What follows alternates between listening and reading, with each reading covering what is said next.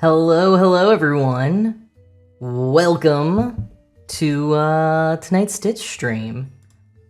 I feel like I am hearing some echo, but let me know if any of you folks are hearing it, because I was doing all kinds of experimenting before getting started tonight, and as usual, just no definitive answers there.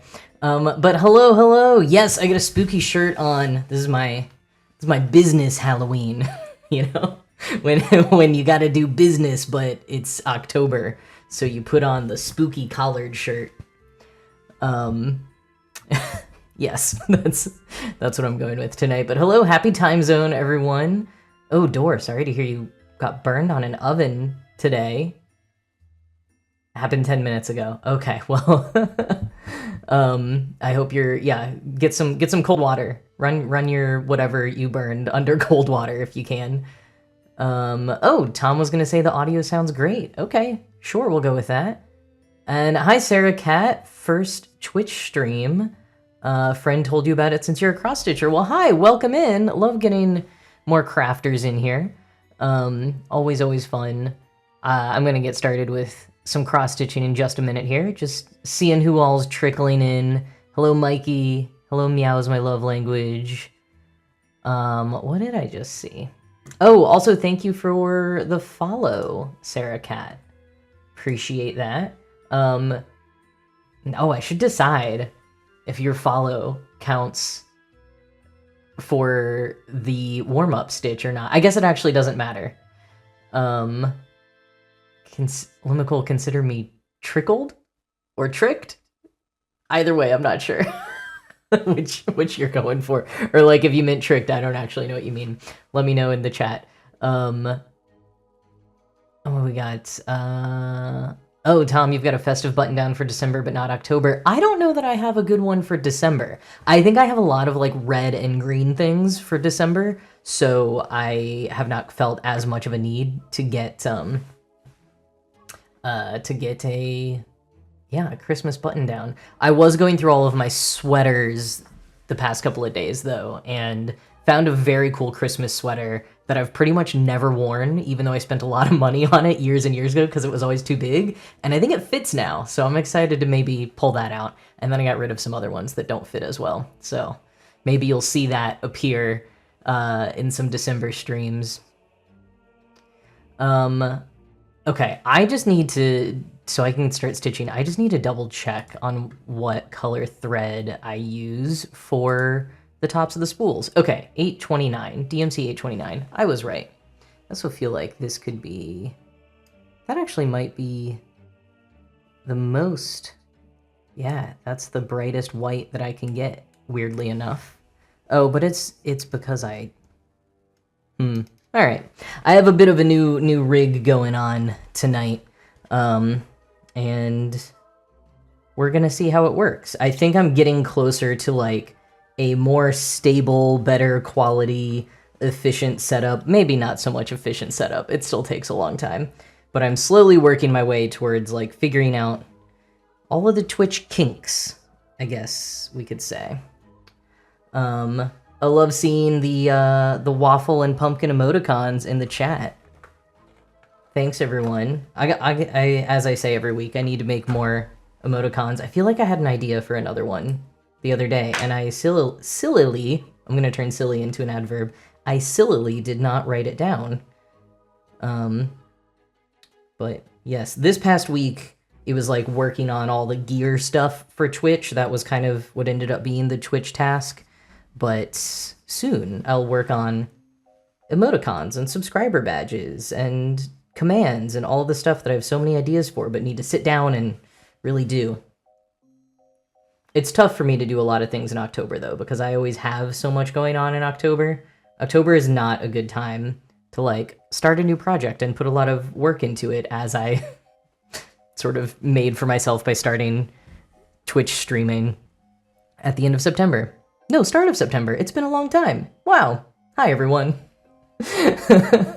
Okay, I know we have at least one new person watching tonight, so as I start stitching this, I will explain. And I just realized why. Is that why I'm hearing so much echo? Maybe. Maybe not. No. All right. It's really annoying that I can hear a lot of echo this week on my end, so I was trying to figure out what it is. Alas. Anyways, so this is the little warm-up project that I do every stream. This is our subscriber and follower spool shelf.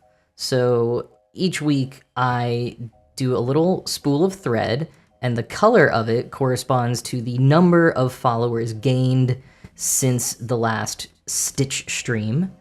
And if you want to see what color each range of numbers is, you can go to one of the panels on the About part of my channel page. So it's sort of like from 0 to 5, we use this color. From 5 to 10, we use this color. It's inspired by temperature blankets, usually. Cross-stitchers do them too. But I see them a lot with like knitting and crochet, where you like do a row of stitches or what have you, a little design each day corresponding to whatever range of temperature it is, or the average temperature for the day where you live. And then by the end of the year, you get this really cool like gradient of colors that kind of shows the temperatures. And then people have gotten creative and done them for all sorts of other things that they want to mark the progress of. And so I thought I would do that with followers to this channel as I like started streaming. And so that's what we're doing. And then additionally, we started a subscriber shelf, which is this darker line down here. And anytime someone subscribes, they get one little stitch on the shelf. And that helps build the shelf for all the spools of thread to sit on. And I think I might start doing it for like if you resub as well, so we can build the shelf, because we gotta. These other spools are just floating in midair right now, so we gotta keep building the shelf. And today, the color, well, maybe I'll finish, let me finish the wood of the spool, and then I will say the color for the day. Although it's not like secret knowledge, it is, you could find out. But as I finish, let's see what's going on in the chat. Hello, everyone. Hello, Joe. Present for roll call. And just finished your first cross-stitch project. Well done, Joe. I'm trying to remember what you were working on.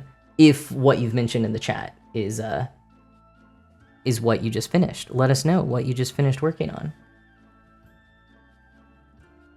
Let's see. Dor finished the Skelly Cat cross-stitch. Nice, because I feel like that was...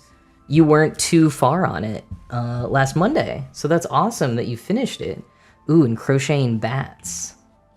As scientifically accurate as crochet can be. Is that like 3D little bat buddies like amigurumi? That word that me and some of you learned how to pronounce live on stream several weeks ago. But yeah, are they amigurumi bats? Or like little... like flat ones that you could maybe make a garland with or something. Either way, sounds very cool and fun. Okay, I need to decide where my pile of thread is gonna go tonight. Pile of loose extra thread. Okay. Also, I just want to check in on sound levels again, and if you all can hear the music, because I remember last time I was like, I've had this fun Halloween music playing for 90 minutes and no one could hear it. Ever since I like switched microphones, I feel like I've been having weird sound things happen. Oh, Deoxyribo, hello. You're not late at all. We're barely getting started, but thank you for the compliment on my shirt, and all of you saying you like my shirt. Sam's last stream, you said hi and then fell asleep. Not due to the stream. It's okay if my dulcet tones lulled you to sleep. I feel like I have the ability to have like a very, I could have a very like calming voice to put you to sleep, but I don't think that's what's really happening on the stream because I laugh at my own jokes too much, and get chaotic sometimes. So I believe you when you say you did not fall asleep due to the stream. Music is soft. Some people can hear the music. Maybe I'll bump it just a tiny bit. It's also, it's a playlist, so some of the songs are going to be softer than others, or different parts of the music are going to be softer than others. All right, so for the followers, we are doing a color we have not done yet, which is this bright red. Ooh, that does not look great in the light. The light's up a lot. This is 817. It is a very classic red, and it's actually one of my favorites because it is frequently used in Christmas patterns because it's a very, like, Christmassy red. I feel like the other red that you often see in Christmas patterns is 666, which I think is funny. So that's a very fun one to ironically use for Christmas patterns. Be like, oh yeah, I'm using 666 red. But I have a soft spot for this one. One, because I think it's a bit of a brighter red than 666. I can't remember. 666 maybe has slightly orangey or pinky tones. I can't remember. So this one's a very bright true red, but also 817 was the area code of my hometown in the DFW Metroplex, so I additionally like this thread for that reason. Yeah, new color unlocked. And this is for the 0 to 5 follower growth range. So I did not do great on promoting the channel in the past week. So only got 2 new followers. Now 3, thanks to Sarah Cat. So thank you for that. Still in the 0 to 5 range though, so we're not changing the color. What did I just do with this thread? I think I just put it back together. But anyway, so yeah, only 0 to 5, but honestly, it's exciting to have a new color. So I'm here for it. I'm excited by it. I still want to try to hit my 100 follower goal that we're only 3 followers away from. Maybe we'll hit that tonight. But yeah, always fun to get a new color going on here. But yeah, if you are watching and you haven't followed, maybe consider giving me a little follow, and then we might hit the 100 follower goal tonight, and that'd be fun. How did I decide to use which colors for the followers? I basically started with colors that I like, which is orange, if you can't tell. Maybe you actually can't, because it is indeed Halloween right now, so it might not seem so strange that I have orange in so many places in the background, and my microphone and everything, but some of these colors will keep up even when the Halloween season is over, because it is my favorite color. So I started with, was it like maybe 742? One of the bright yellowy orange colors that is my favorite. I kind of started with that, and then I wanted to keep a gradient going, so I sort of went like through, I think it was maybe like red into oranges into yellows into greens into blues into purples, and then kind of circled back. And I was just doing, I think I might have been looking at my inventory of thread to be like, okay, here's colors I already own, so I didn't have to go buy anything. So that's roughly how I decided which colors to use. I think I also, when I say I started with one of my favorite ones, I think I picked that to be roughly in the like 10 followers range, because I was like, okay, what do I think is going to be probably what happens to me the most? Like, I have colors going up to like 50 or 100 new followers from one stream to the next. That would be great if that happens like once. It's probably not going to happen a lot, but like the 5 to 10 to 15 range, I figured would happen a lot. And I was like, well, then for a color I want to see a lot on the pattern, let me pick a color that I really like. That's kind of how I started with that. Okay, and as I thread the needle to put a new color on the follower spool, I am behind on the chat. So, okay. The Joe's finished cross-stitch, Choose Joy cross-stitch kit from Michaels. Yeah, not sure about the forced positivity. Yeah, I have a lot of feelings about like forced positivity and toxic positivity, because I think as an optimist I can lean towards that, and I think also like I've done a lot of my own kind of deconstructing around toxic positivity to the point where I kind of circle back around and can like almost like reclaim things in a way that to me no longer sounds like forced positivity. It has like all of these other like nuances and deeper meaning to it, but then I forget that it still just sounds like forced positivity to other people. So that's the thing that I have to work on. I would say so many things that I say, even when they sound optimistic, are still coming from a place of like acknowledging the hard work or the past challenges or even just like the gratitude in things. I don't know, I feel like I was saying that I'm naturally an optimist. Maybe I'm naturally a cynic who worked really, really hard to be an optimistic person for a long time. And then maybe I've just been going through different cycles of it. I don't know, but in any case, your finished cross-stitch project has already inspired me to have these deep thoughts. So well done on making art that is leading at least one person to have some deep thoughts. So well done, Jobo, on that one. Let's see, and I also saw that Mikey is working on the first knit hat. That is exciting, and also sounds a little tricky. I have received knit hats from people like that they've made for me before, and it's very, very impressive to me. Something about like, well, making anything that like fits someone correctly is tricky, but something about the like knitting where it gets smaller as it goes up and just like in a circle, that sounds challenging to me.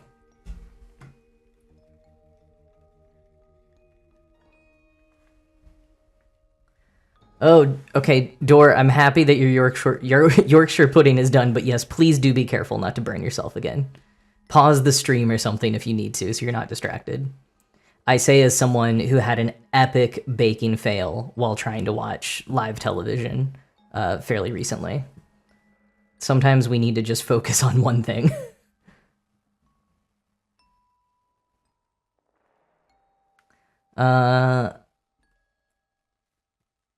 Jobo says that hackneyed phrases seem to be part of the culture of cross stitching. Yeah, I've observed that too, and I think some of them can be really sarcastic.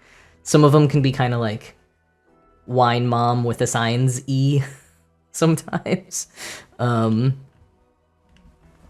Yeah, sometimes I've really liked a pattern, but I haven't liked the sentiment on it. And so then I've like maybe, I don't know if I've actually done it, I'd have to think, but I've definitely thought about like, well, I could still use this pattern, but like write different words on it. Oh yeah, I'm doing that with one right now. It's the pattern said live, laugh, loathe, which is like, all right, well, you're doing a play on live, laugh, love. At least it's not just live, laugh, love. You know, you are like innovating from that, but it's still like, I didn't really like that sentiment. And this kit was like gifted to me, and so I'm doing something else with it that I can't say because it's like a personal thing. But I found a way to make an inside joke with it instead. So there's always that option. Of course, then you have to kind of guess at how to change the alphabet of the letters on the pattern. So that can be challenging. Or you just completely change the font for the whole thing and look up a new font that you can like use that.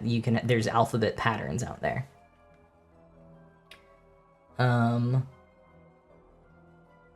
Dora already ate 2 of the Yorkshire pudding. Is that how you burned yourself to begin with? Gotta be careful. As I learned from Willow Waffle, when things come out of being cooked, they are often hot. It's apparently how it works.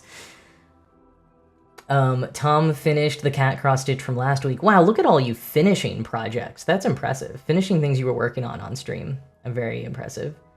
And now Tom's working on an Oregon Trail oxen and wagon that says, please be patient with me. I'm from the 1900s. Oh, yeah.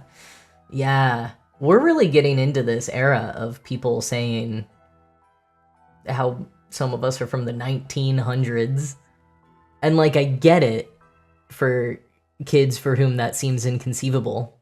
But it's just, it makes me feel ancient.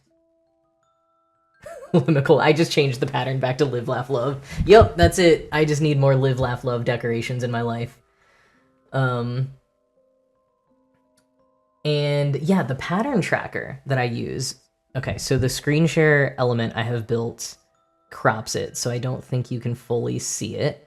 But this is called Markup RPX.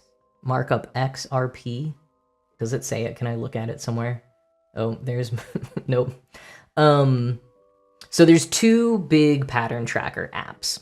One of them is only for Android, one of them is only for iOS. At least that was the case about 2 years ago when I did a lot of research. If anyone knows if that has changed, you can let me know. Pattern Keeper is the one that is primarily for Android, and then Markup RP, XRP, whatever it is the one that is primarily for iOS, which is very funny to me because their vibes seem opposite for the platforms that they are on. Pattern Keeper is somehow more popular despite the fact that it's not on iOS at all, and I think of iOS as being a little bit more popular. In any case, I've never used it because I have an iPad for my tablet. Barely works, but that's what I have for a tablet. These work also on desktop and phone as well, but a tablet kind of works the best since it's the most like a piece of paper. Markup RXP. Thank you, Pink Lemonade, and hello. Happy time zone. Welcome in tonight. Spiders don't usually crawl across the pattern app, but it's October now, so you might see some spiders throughout the stream. But it's really good. You can upload PDFs to it.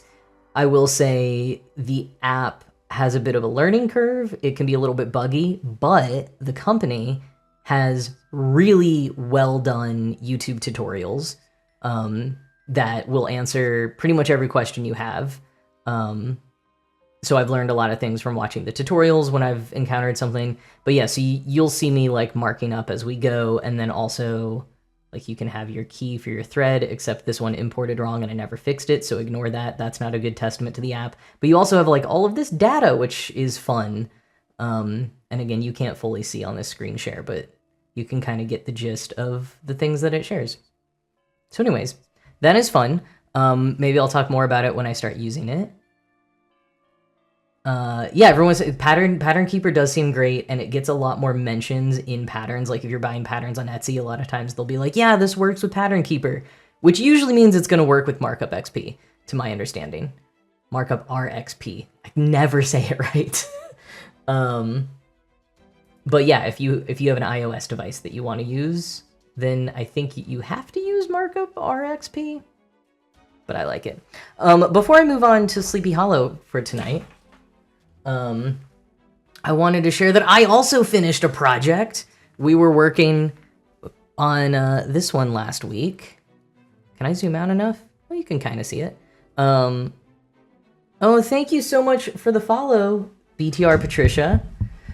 Oh my gosh, now we're only 2 away from 100. That's going to be very exciting. So thank you for the follow. But yeah, we were trying to finish these little candy guys last time. I think we did this wonky one that came out all wrong. And then I finished these 2 yesterday, which means finally this pattern is done. I told folks who were here last week that this was the first like real project that I ever started. I had 2 little like test things to see if I liked cross-stitching. And then I tried doing this, and I have made so many mistakes over the years. I could point them out to you a lot.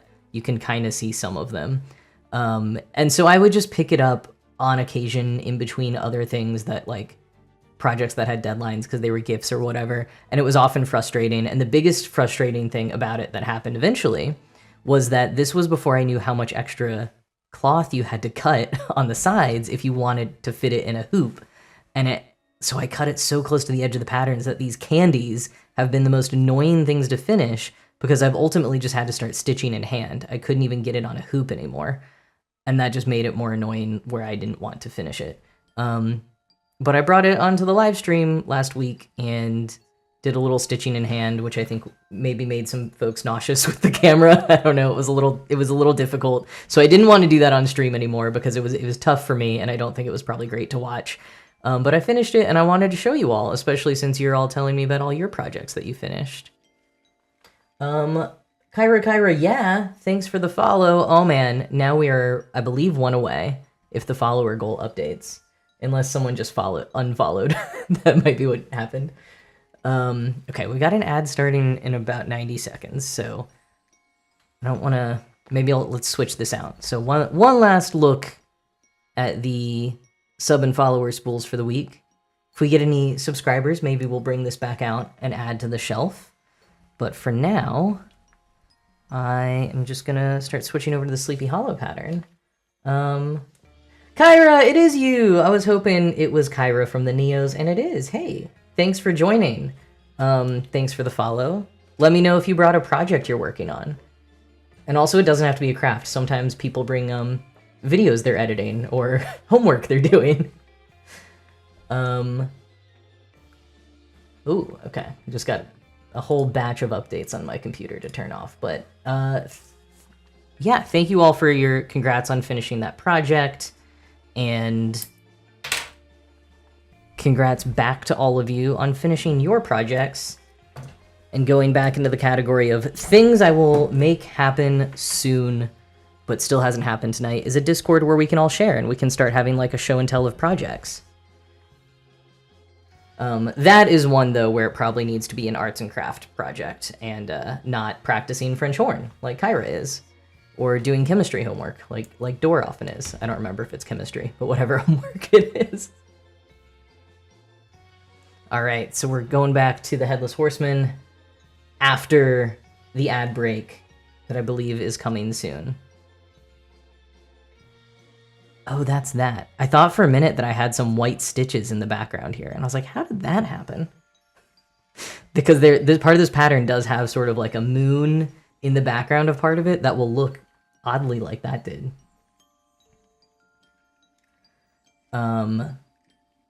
Oh, yeah, Tom, this is the thing that you're going to experience with cross-stitching is when you want to give them as gifts, then you can't share them anywhere.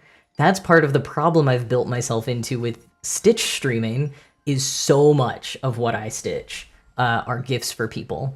And a lot of those people I don't think are actually going to be tuning into my live streams, but you never know. Anything you put on the internet, anyone could see. So I can't do those. Oh, great. Okay. So we got ads are going for folks who are not subscribed. So hello to all of the subscribers for this month. Meow, you brought your dinner for today's project because you were cleaning all day and haven't eaten yet. I have been there so many times where I just really get on a roll with cleaning and then I'm like, wow, I have not fed myself or taken care of my body. So good on you for eating dinner today. The shelfies. Ooh, Tom, I like that. It took me a minute to figure out what you meant, but that's fun. I know, like, on Book Talk and stuff, a shelfie is, like, a picture of your bookshelf. But that might be, like... I've never nicknamed, like, subscribers or followers or anything. I've never, like... That's not quite been my thing. But that feels pretty fun, and maybe could also... I have a whole themed idea for subscriber badges, but maybe we could have some bookshelf, like, subscriber-only emoticons or something for the shelfies. That's cool. Tom, you're inspiring me. The thoughts are flowing now. Is this still on a needle? That's fantastic. I can just start this. Jack's birds. You know, Mikey, oh, first of all, hello everyone. Welcome back from the ads. I think folks should be back from the ads now. Thanks for putting up with those about every half hour. That saves us from having to do the pre-roll ads, which in my experience, I don't like as a viewer because I feel like if you're kind of like browsing Twitch streams and you want to pop into one and see what it's about, it's a bummer to have to sit through like 90 seconds of ads before you can see it. So anyways, thank you all for supporting the channel and being patient with ads, and welcome back. We were just talking about names for subscribers and things like that. And so Mikey, I was going to say Jack's Birds. I have been working on a like Patreon relaunch for way too long, and I finally, like, I've avoided branding anything around birds for the longest time. Bird is my last name. For folks who don't know, it is on the screen, but in case you don't know, that is my actual last name. And I think just because I grew up with that last name and I've never been like overly fond of birds, it's not something I've ever used for branding. But I've more recently gotten into Wingspan, and also just like living more in the country, paying attention to birds around me. So I'm like actually slightly interested in types of birds now. I'm not like a bird watcher at all, and I barely know anything. I feel like I am almost getting to the point of like what the average person knows about birds because I actually knew so little before. But I have thought that it might be fun on Patreon if different levels were like different types of birds. And so maybe I would do that elsewhere too, because I have been thinking of like, should Patreon levels match Twitch levels, match YouTube levels? I don't know. You're all getting a very behind the scenes look at things now as I discuss all of this. Ooh, Wormspan. I feel like I heard about Wormspan recently. Is that an official game? Because I know that Wingspan did Finspan, the fish one. So is Wormspan also, or is that like a totally different thing? Jack-o'-lanterns. Oh, that's also good. I've never thought about doing the possessive of like Jack's blank, but these are interesting. Exclusive BTS. Wormspan, and is it worms? Like W-O-R, like, is it different? Wow, I need to look at it later, apparently. Also, let's start stitching. We're gonna do this horsetail. What I was planning to do tonight. I started working on this little bit of the horsetail yesterday. Oh, dragons. Wormspan is dragons. Okay. I started being like, it can't be worms. They would have just spelled it like the worms. Wow. That's interesting. I'm just like I'm really digesting this Wormspan information and being and just trying to consider like, do I want to play that? Do I want to look into Wormspan? Ooh, okay. I just remembered what I did. This is why this is different. I brought it down for the shelf. So let's bring it back up so I can see it a little bit better. And then we'll bring this up. Like that.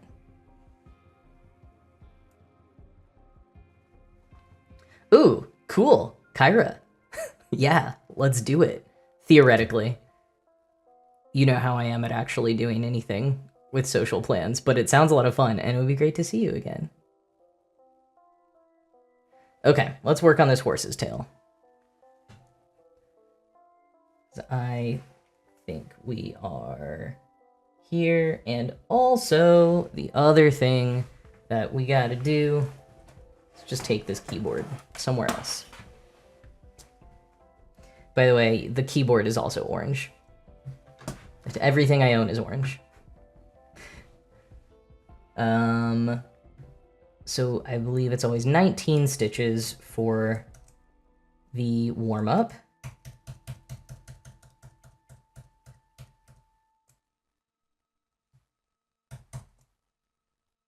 There you go.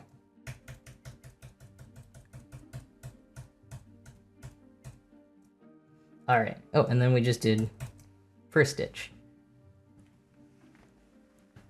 All right. The horse's tail. Not the horse's story. It could be the horse's story. Actually, someone should write a version of The Legend of Sleepy Hollow from the horse's perspective. How did he feel having to just gallop all night long, running from Brom Bones? Or I guess it depends which horse. Is it Ichabod Crane's horse, or is it Brom Bones' horse? I also feel like, and maybe I made this up, but I half feel like Ichabod Crane didn't even own a horse, and the horse he was riding in the story, he took from someone else. Which feels like a thing Ichabod Crane would do.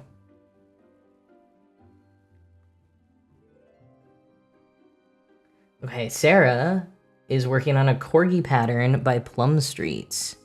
And thank you for crediting the pattern creator. I have yet to shout out this pattern creator, who is the Witchy Stitcher. Their name is on the screen. They have a website and an Etsy store, I assume social media, but I can't recall off the top of my head. And they do a lot of, as you might imagine by their very good branding shop name, a lot of witchy and Halloween-y patterns. And this Sleepy Hollow one is one that I've been wanting to do for years and years. So it's fun to finally be doing it. If you want to see what it's supposed to look like at the end, it is the one on the bottom right. Oh, what is Sleepy Hollow? That makes sense for you to ask, since it is a crucial story from early American literature. So, Dor, that would make sense that you perhaps have not heard of it. And thanks for reminding me that I should tell people what it is. So, The Legend of Sleepy Hollow is a novella by Washington Irving. It was written in the early 1800s, but takes place in the 1700s in a sleepy little village in New York State called Sleepy Hollow, which a lot of people don't realize is an actual place. It's just north of New York City, and it was called Sleepy Hollow when Washington Irving was living and writing there, and then it was not called Sleepy Hollow for a very long time. I think it was North Tarrytown or Tarrytown Village. It's a part of the larger town of Tarrytown. But then in about the 1990s-ish, I don't remember exactly, the town voted to rename themselves Sleepy Hollow again, mostly so that they could attract tourists, which worked decently well for a while, and then in the last 2 to 3 years has absolutely exploded, which is probably because of TikTok and stuff. I have liked to go visit every October for many years, and so I have literally seen in the last few years how much busier it gets. It's not anywhere near visiting Salem, Massachusetts, but it is getting busier and busier. There's lots of fun stuff to do, so if you're ever in the New York area in October, I do recommend going. It's not busy enough yet to avoid it, but if you are going to be going to any of the main festivals, then you just want to prepare in advance, because parking can be hard to find, and it is a small town, so there's not a lot of restaurants, and you can wait a long time to try to get into a restaurant. One year, my friends and I were literally told by a restaurant owner, just get out of town. You're not going to get food anywhere here. You have to leave town if you want to eat dinner. And we were like, okay. And I don't think we had a car that year. We had just taken the train up from the city and we're walking everywhere on foot. So we're like, well, I guess we're just going to go back to the city hungry. So plan in advance. But anyways, I'm a big fan of the town. So I was just talking about the town for a bit there. I've also made a couple of Instagram reels and YouTube shorts about visiting Sleepy Hollow, both in October and in December, because a lot of people don't know that Washington Irving was also very influential on how Americans celebrate Christmas. So if you want to learn a little bit more about the town and about Washington Irving, you can go check out some of those videos on my Instagram or on my YouTube channel. They're just 1-minute shorts. They're like TikToks. So they might be on TikTok. Sometimes I post things on TikTok. Sometimes I just stick to YouTube and Instagram. But anyways, that's Sleepy Hollow. 1, 2, 3. I'll talk a little bit more about the story in a second. Let's see what folks are saying in the chat. Sam's project tonight. Trying to sort through a mountain of paperwork to finish. Oof. I have been doing a lot of tasks like that recently, of sorting through things, so I feel you on that. It's been okay, I'm watching a football game, let me sort through all of these binders of stuff and unpacked boxes a year after moving. That's not the most fun thing to do, but at least you can usually do them while watching a Twitch stream or listening to a podcast.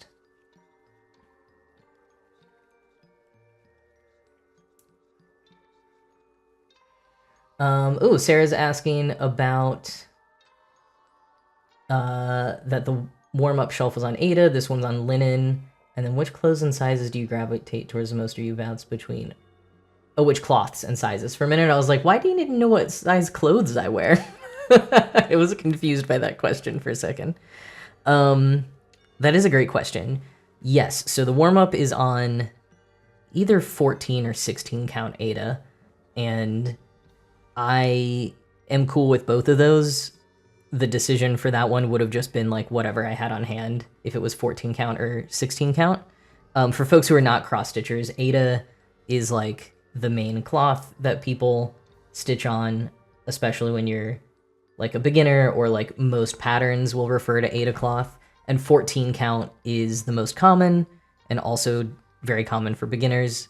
The number refers to the number of stitches per inch. So 14 count Ada has 14 stitches per inch, 16 has 16 stitches per inch. So that means that the stitches get a little bit smaller the higher the number of the count, which can sometimes just give maybe a little bit of like a cleaner look or more detailed look, which is why sometimes I like doing 16 or 18 count Ada. But yes, this is this is on linen. And Melby Toast, thanks for the tier 1 sub conversion. I don't know if that plays a little alert. If it didn't, I'll have to look and see, but thank you so much for that. And yeah, so linen and even weave are two other types of cloth. They're not Ada. They're these other things that you can, other types of cloth. And they are smaller, as you can kind of see. I think we've done this comparison before, but you can see how much bigger the squares are on, this is the Ada cloth, and then this is linen. This is specifically 28 count linen, which means it is half the size of 14 count Ada, which is why if you look very carefully, I am jumping holes. It's called stitching over 2, and so I'm jumping holes with each stitch that I do, because it is twice as small, twice as big. I'm losing track of my perspective here. But in any case, I chose to do linen for this project because I'd never done it before, and when I was like at Michael's, I think it was just like what their selection was. I wanted something that was kind of this off-white and looked kind of old-timey. I've stitched on even weave before, and I really like even weave. I like that it feels softer. I like that the stitches look a lot neater because they're smaller-ish. I don't know. I like how it looks. So I was like, oh, I'll just try linen. And like literally just started the first stitch of this pattern on Twitch stream and was like, huh, okay. Linen is a little harder than even weave because it is not as even as the name might say, might imply. You can see there's like parts where it's like bunched up. It's just rougher, which I think is a cool look for something that's supposed to be from the 19th century or evoke 19th century vibes. But does make it more difficult to stitch. So in terms of how I choose, it's vibes, whatever I think fits the pattern, and then what I end up with. And then I also I only started really cross-stitching 2 years ago, and so I'm also, sometimes I want to explore and try something I haven't done before, or sometimes maybe I thought of a gift project too late, and I need to go through it more quickly, and I stitch a lot more quickly on bigger Ada than I do like smaller linen or even weave. So if it's a last minute project, I'll probably stick to like 14 count or 16 count Ada. You don't get 14 count Ada in the UK? That's fascinating. Huh. Yeah, Melby, you can always catch up later, and happy to have you here now. Yeah, Tom, the number of decisions I make based on vibes, it's wild. Also, like, what did we do before that word became so popular? I feel like it fully took over our lexicon a few years ago, and sometimes I try to stop myself from saying it because I'm like, I didn't used to say this. I used to use more precise language. Surely I am still capable of doing that. But it's just the right word so often.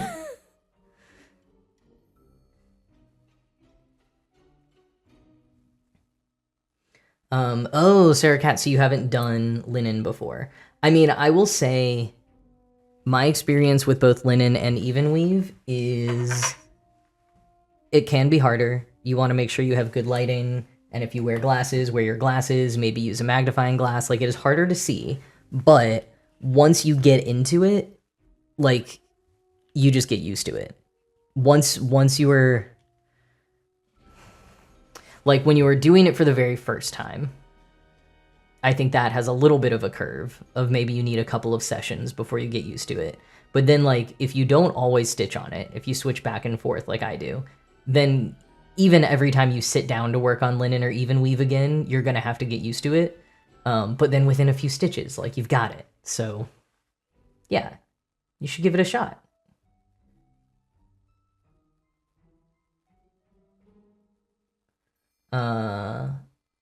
We had other ways of saying the same thing. Oh, I just wing it. I just play it by ear. That's true. Yeah, I definitely don't want to imply that one is more sophisticated than the other. I think I just feel, and maybe it's only for how I use it, but I feel like I default to saying vibes more than I used to say some of those other stand-ins. Or maybe I just use more, like, multiple kinds of stand-ins. Like, I would say wing it or play it by ear or other things, and now I only say vibes. I don't know. That's how I feel like it has been for me. But maybe that is just me. As we age, we go off vibes more. Okay, that I actually, yes. Yeah, I very much agree with that. I think that's true. There's so much where I'm just like, I don't need a reason. This is just how I feel now. And I just do what I feel. I don't care as much what people think. I don't, like, a lot of that is just, yeah. It's just like, I woke up today and this is what felt right. And so it's what I'm doing. Yeah, I'm just living on vibes more because I'm aging and don't care as much. I like that interpretation. Instinct. Vibes took over the word instinct. Okay, yeah.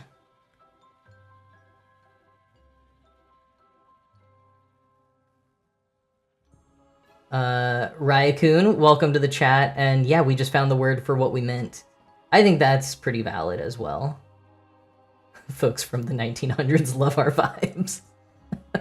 It's true, though. It's very true. We folks from the 1900s, we do love our vibes.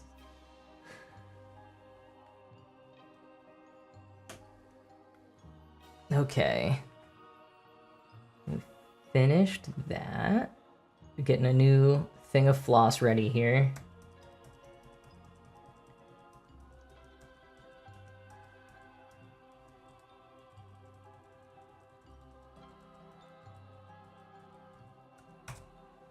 The dream of the 1900s is alive in vibes.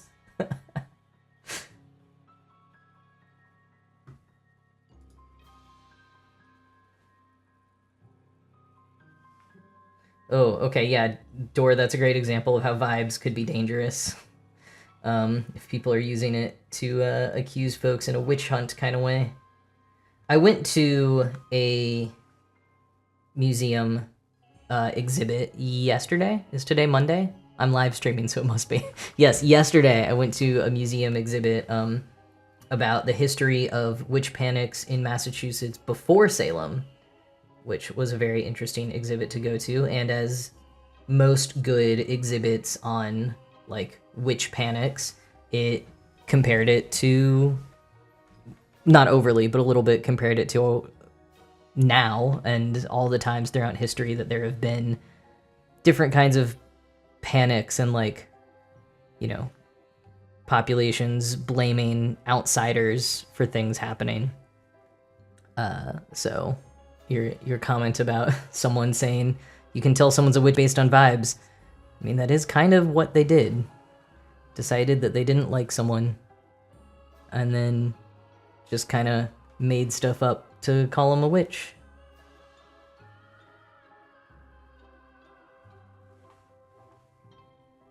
Oh, and hi, Bell Nye. Welcome back to the stream this week. Welcome back to the chat. Hope you had a good couple of weeks. We're getting this getting the curl of the tail in. Where does the tail meet up on the horse? I guess we haven't really done the horse's butt yet. So we can't quite see where the tail goes. Oh, we're almost to the butt, actually. Look at this. We're like one more row and we're prime butthole on the horse. That's what we're doing tonight. glad you tuned in for Horse's Butthole Night. I advertise it in all these, like, cozy autumnal vibes ways, and then you get here and I'm like, the horse's butthole. So I don't know what I changed about this setup, but all of a sudden I've got a lot of cables that keep getting in the way of my hands. Oh, and once again, I've forgotten that I poured myself a nice glass of apple cider before starting, and I haven't had a single sip yet. Ah! And I almost spilled it. But my little jack-o'-lantern glass again with some apple cider. Nice. Anyone else have any autumnal beverages or snacks tonight?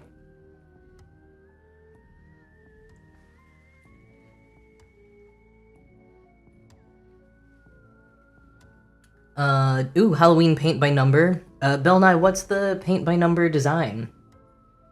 Because I've got a possible paint by number that I might work on this year. I'm curious if we got the same one. Ooh, making applesauce in the crock pot, Melby Toast. That sounds really good. I don't think I've made applesauce before. Jim Dahlia, thank you so much for the follow. Which I think is just 99. That should be 100, but I think someone unfollowed in the process of us having this 100 goal. So, almost there, but thank you so much for the follow, Jim Dahlia.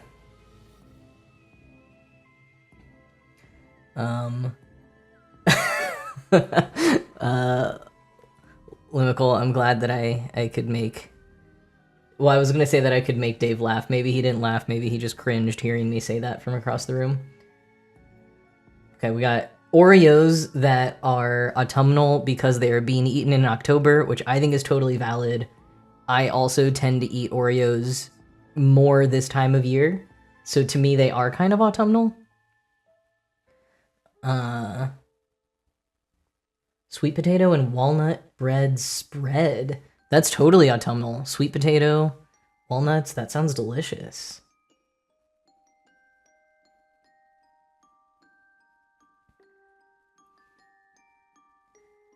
Let's see. So the paint by numbers that Bell Nye is doing is flowers with eyeballs. Okay, that is not the one that I have, but it sounds pretty cool. Okay, I've got like a ghosty one.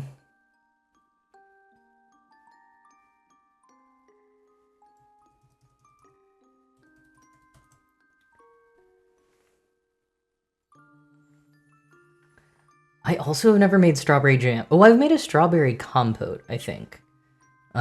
Just for a cake. I definitely want to get into, like, making jams and stuff, because I really like them. I'm a big fan of jam. I think my first step several years ago was, like, starting to buy them at farmers markets and not at the grocery store, which was in part because I like jam and also in part because I wanted to be buying groceries at farmers markets more, like to support the farmers and buy local and all of those sustainable good things. But man, buying at farmers markets is sometimes kind of pricey, especially in New York. So I like made it a thing where it's like, well, maybe I'll pick one thing that I buy at farmers markets for now until maybe one day I have a bigger budget. And I decided that it would be jam. And sometimes honey.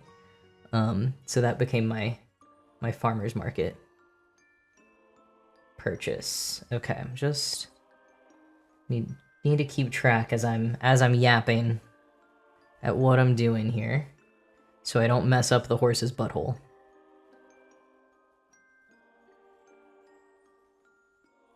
Strawberry chia seed jam. I think I have seen recipes for that before. I do eat chia seeds most days, either in yogurt or smoothies. So that should be something that appeals to me, but for some reason, something about the strawberry chia seed jam has always slightly been like, I don't know. I'm sure I would like it, but for some reason it just like doesn't immediately appeal to me.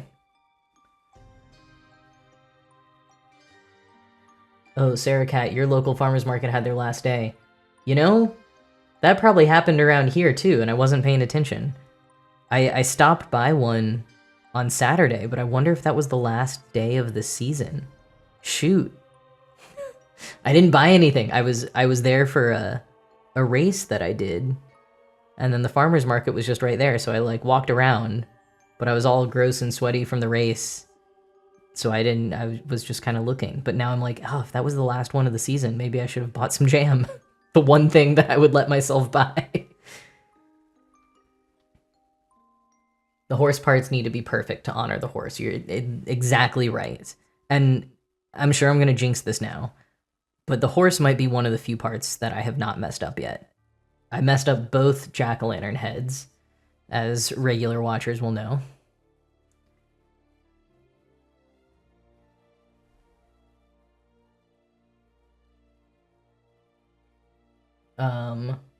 Let's see, making jam, bread, syrup, applesauce, pickles was one of the things you grew up. Generational middle-class traditions. I love that. We did a lot of stuff from scratch, like making bread, and to be honest, my dad was a hunter, so like most of our meat we killed ourselves, and like most of the baking was from scratch. So we did a lot of stuff like that. There were even some things that like I also didn't know could be.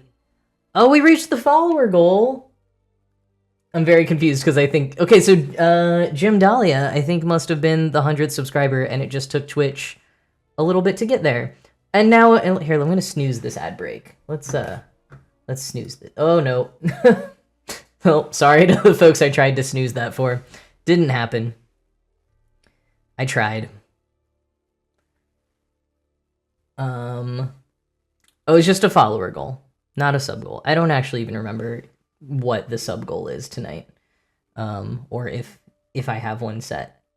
But 100 seemed like a fun follower goal to get to, so that's what we've been doing.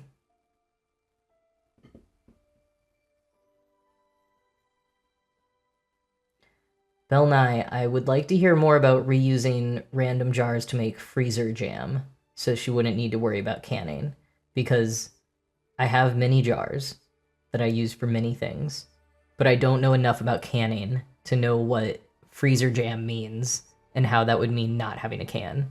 So I would like to hear more about this. What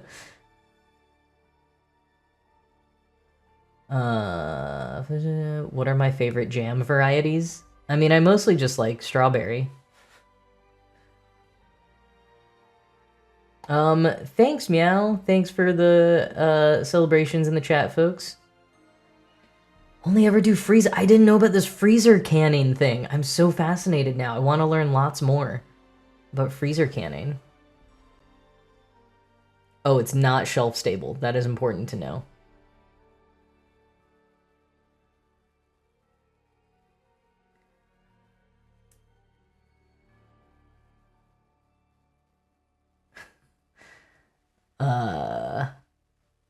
Okay, we got about 50 seconds more of the ad break. Let me update the stitch counter. So we should be at 55.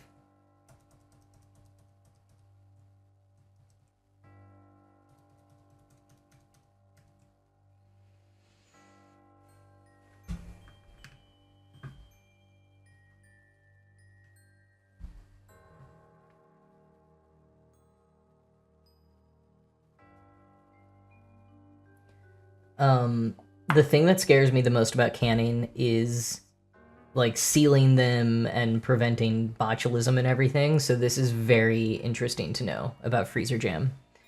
Thank you all for informing me about this. I'm going to do some more research. Excuse me. Fall allergies have definitely set in today. It was also very, very rainy day here. Welcome back, everyone.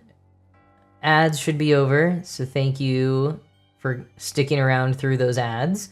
I waited to get to the butthole, so here we are. We're at here. Let's do this stitch up here. Just kind of like going around it to really give it its respect.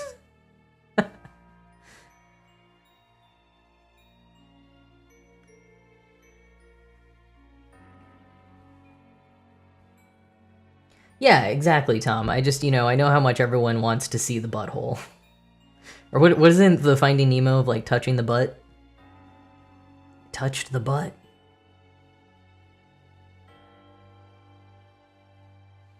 But yeah, we were talking more about jam and freezer jam, which if ads played was going on in the chat, so you can see it. But yeah, that's fascinating to me of not having to worry about sealing things correctly. You can just put the jam in the freezer.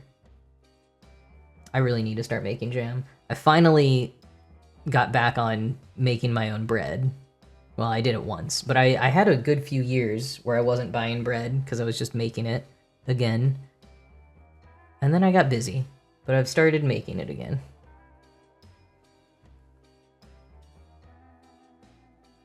This is just a sample of what people will be able to find on the future Patreon.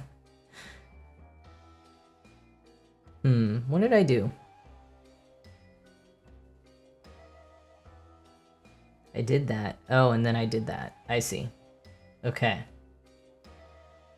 So maybe we'll go down and up a little bit. We'll go over and then down and then up. Just so we can get a full picture of the horse's butthole. And then we'll connect it. That's what we do. We'll go up here and actually connect it to the seat, to the rest of his butt.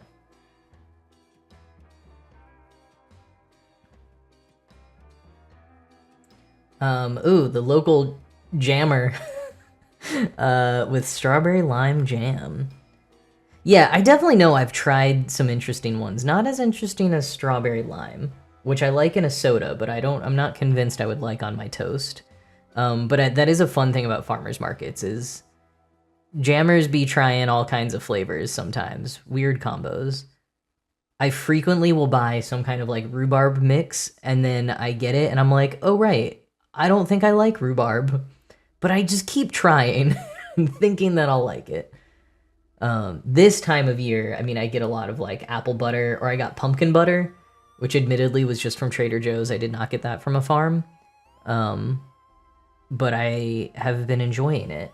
It mostly tastes like apple butter, which I love. So it worked out, but I did kind of expect it to be a little bit more pumpkin-y or pumpkin spicy, if I'm being honest.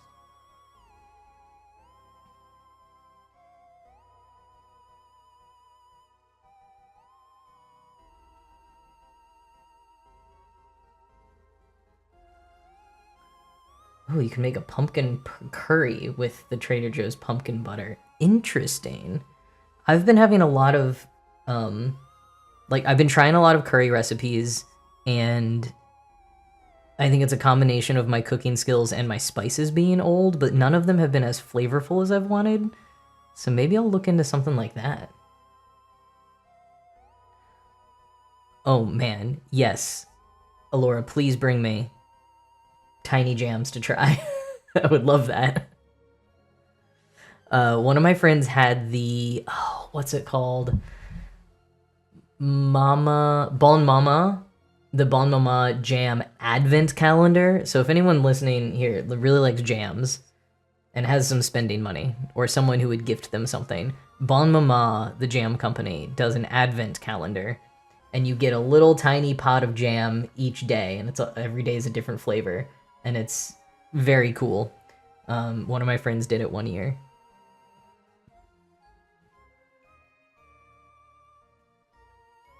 Wow, so much jam flavor discourse happening in here.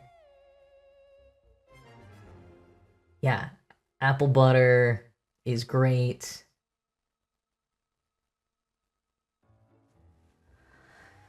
I've definitely tried jam with jalapeno in it. Because... Oh no. Hold on. I'm just looking at this, and I'm like, is this... Did I do something wrong? We said we weren't gonna mess up the horse or his butt. And yet... I should be... There's extra rows on the pattern. Oh, I might have actually messed up his legs a little bit ago.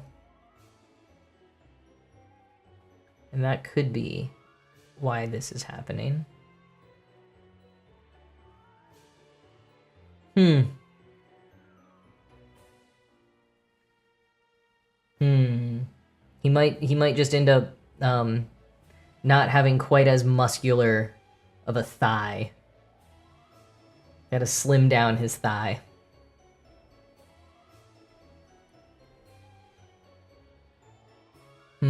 Okay.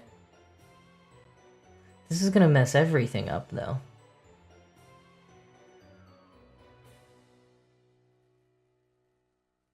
Yeah, the horse skipped leg day. But it might accidentally make him shorter as well. And, like, this is one of those mistakes where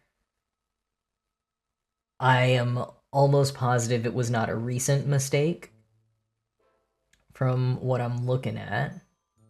Well, maybe let me check a little bit. 1, 2, 3, 4, 1, 2. Yeah, it's not anything I recently did.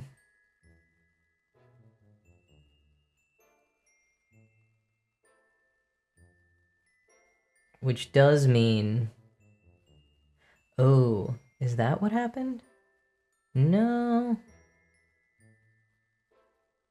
Yeah. I think there's not really a way to, like, go back and fix it at this point, because whatever I did, it was a long time ago. So yes, we are doing plastic surgery on the horse now, as Tom said. And this is good news for Sam, because it has gotten us away from the strawberry discourse. Apologies, as you are fructose intolerant. Short king horse. I love that. And yeah, all horse bodies are beautiful. That is for sure true.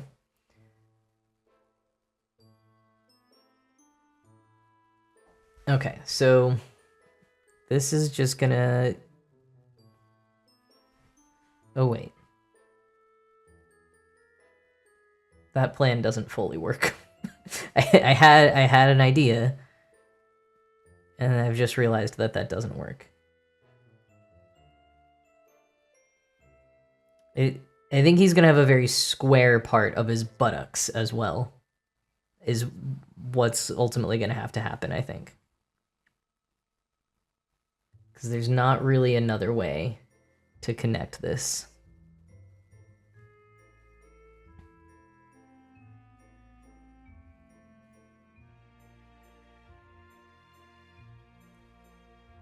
Alright, well... This is just the reality for Brom Bones' horse. I never did finish... Oh, okay, I know part of what happened. Which is that the stitches got messed up. I know they got messed up from the jack-o'-lantern. They're uneven, so if you look... I wonder how close I can get with it staying in focus. But right here, there's only space for it to go over 1 instead of over 2. Which means that I messed that up somewhere else. And that's what I'm left with. So now we're gonna have a whole row of, like, essentially half stitches. Which is frustrating. But that's just where we're at for tonight.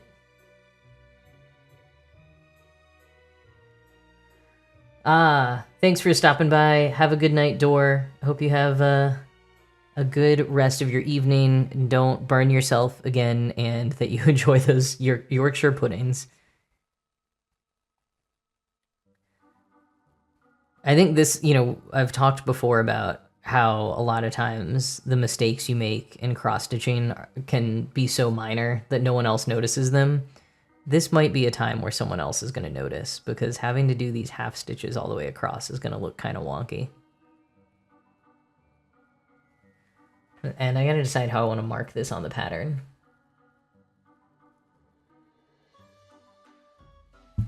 Maybe I'll do this one. And it went up 1, 2, 3. So we're gonna lie and say that was that. Oh. So that means...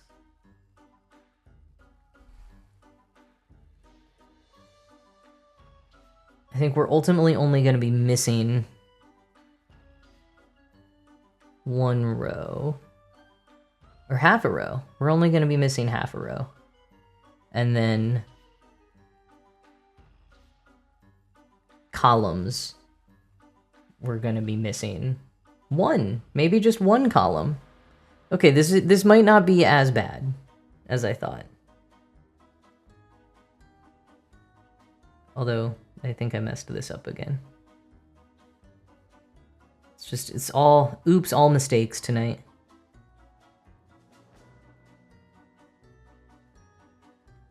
The black on black is not helping matters here.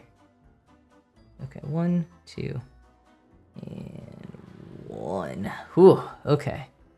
Got it. Maybe, I think. The half stitches should disappear in the design. I mean, yeah, you would hope, especially since, again, it's so black I can't even see what I'm stitching.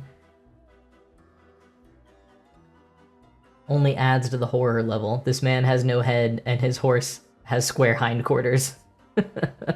Or as Sam said, a jacked, muscly horse butt.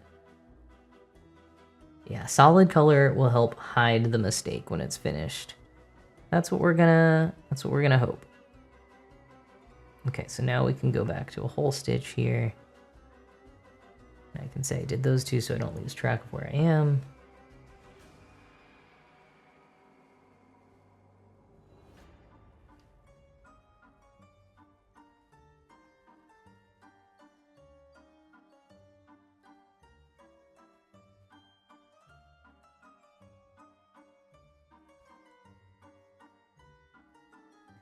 I gotta say, when I was working on the trick-or-treat pattern yesterday, the one that I did a little bit last week, and then I showed you at the top of the stream that I had finished, you've got to switch colors like every 20 stitches on that one, and it was so nice to like get back to this one and just be like, cool, I'm pretty much just using black the entire time.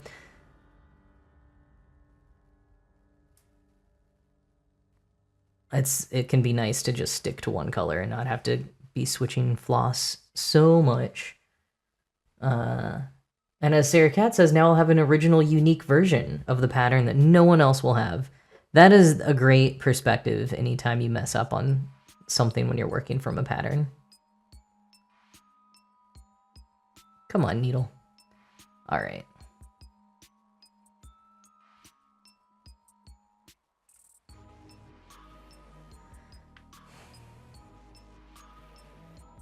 I think, you know, one of the only things is when you do something like this where you can't even quite tell yet where your mistake was, you just know that as you keep going with the pattern, you're gonna continue to find other things that have been impacted by the mistake.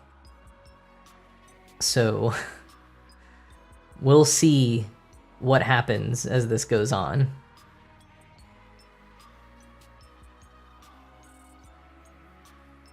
Oh yeah, see, Tom, your cat pattern being entirely black and white. Wow, Melby, that is a good take of when you make a mistake on art. Well, AI could never replicate this. Wow. I love even zooming that out to like any kind of human imperfection of like, hey, AI can't do this. Like, I don't know. I need to, I think, let that one sink in a little bit of exactly how to apply that, but something about like making yourself feel better about your natural imperfections and mistakes you make and stuff, of just being like, hey, at least I'm human. At least I'm not AI. AI can't replace this part of me.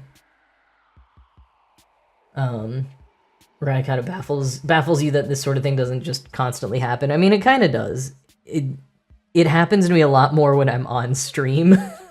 As everyone has seen, like, I definitely make mistakes when I'm just, like, on my own, not live on Twitch, but it happens way more when I'm, like, chatting and looking at the chat and, you know, doing all the things. Have I intentionally changed a pattern yet? Yeah. I have done a few things where I've, like, Frankensteined a handful of patterns together. Like, I've done some that I've fully designed myself. but I have also done a few where I was like, well, I'm like searching through patterns. I've got an idea of what I want in my head, but my skills aren't good enough to fully design it. And so I've just like mashed patterns together. And that's most of the way that I've changed things before. Changing up floss colors, unless I've been like Frankensteining a pattern like that, I usually don't change the colors because I've noticed that like you can look at a color on a skein or a bobbin and maybe be like, this doesn't seem like the right tone for this pattern, and then when you put the whole pattern together and you finished it, it totally was. Or at least I feel that way. Maybe I'm not as good at looking at colors as other people. So I have tended to trust the pattern on their color selection oftentimes. But I guess I have changed it here and there. Like there was a Halloween pattern I did that I posted on Instagram today. It's the first picture in my latest grid post. That's on Even Weave, and it's a Halloween one.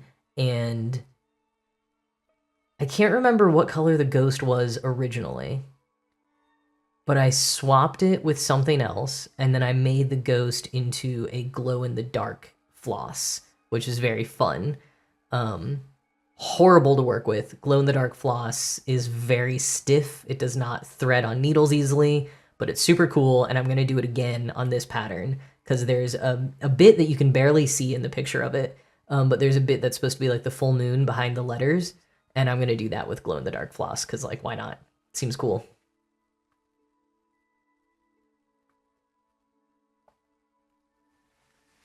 Tom, you know what? I've sort of done that. I think if I haven't had the exact color, I mean, usually if I have time to like go stop by the craft store and see if they have it, that's like the first step. But then if like the 1 to 3 craft stores I'm aware of also doesn't have it, at that point I might just do a different color, despite what the pattern says. Although I will often buy things on 123 Stitch, which I think is one of my favorite online retailers. They're a great company, based in Texas, and they've got tons of cross-stitching and quilting stuff if you need things. But I think it's about $5 for shipping. So if the only thing I need to buy is like 1 skein of floss for $1, then I'm probably not going to do it, or I'm going to wait until I have other things to order. Bell Nye, do I carve pumpkins for Halloween? I love carving pumpkins. I do it most years.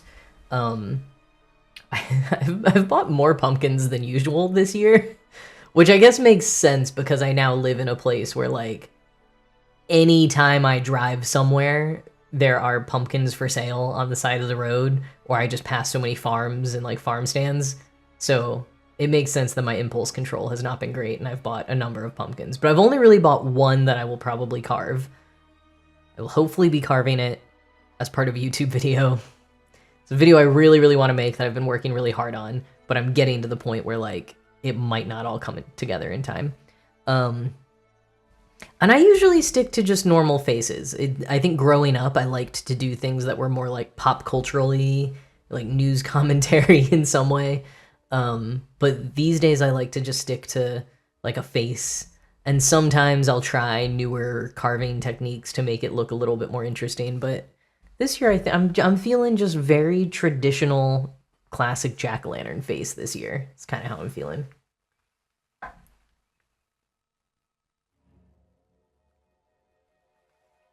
Wow, Sarah Cat, that sounds like the best. A new local craft store with cross-stitch quilting and yarn, because sometimes it's just one of those. And a store dog who's friendly but doesn't jump.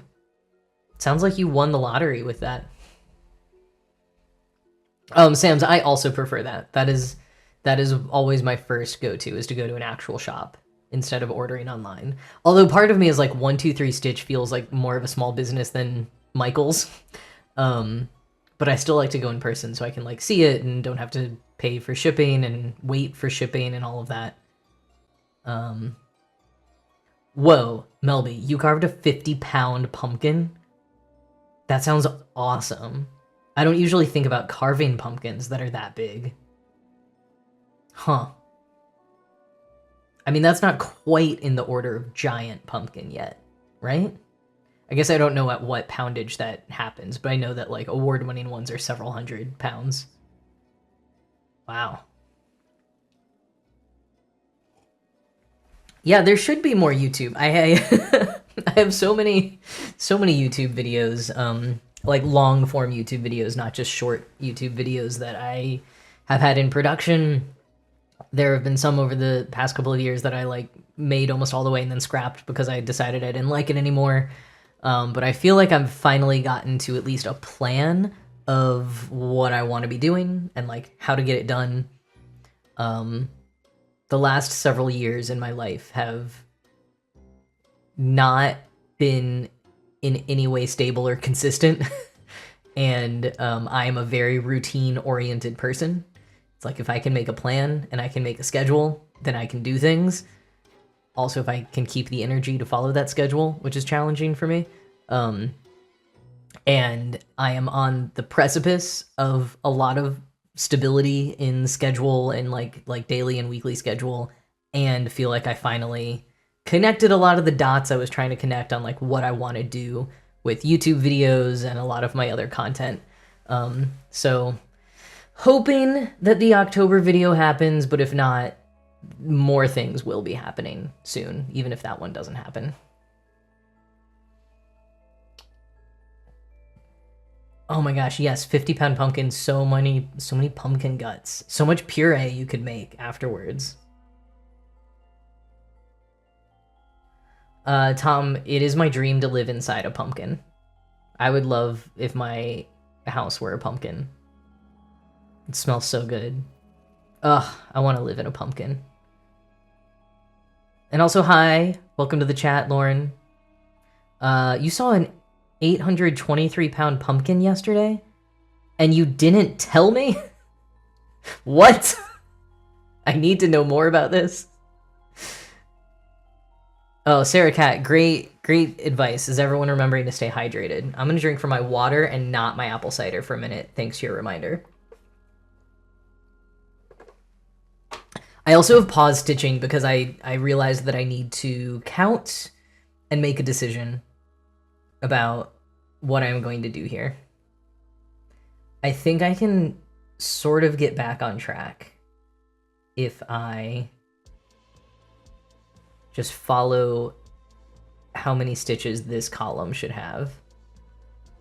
Of course, every time I try to show you something on the iPad, it cuts out. But yeah, so basically this column that's turning back to black now is what I just did. And I think if I do all three of those, that will be... We're just going to go for it. That's what we're going to try. That's what we're going to do. I'm going to try to get the camera a little bit more where we want it.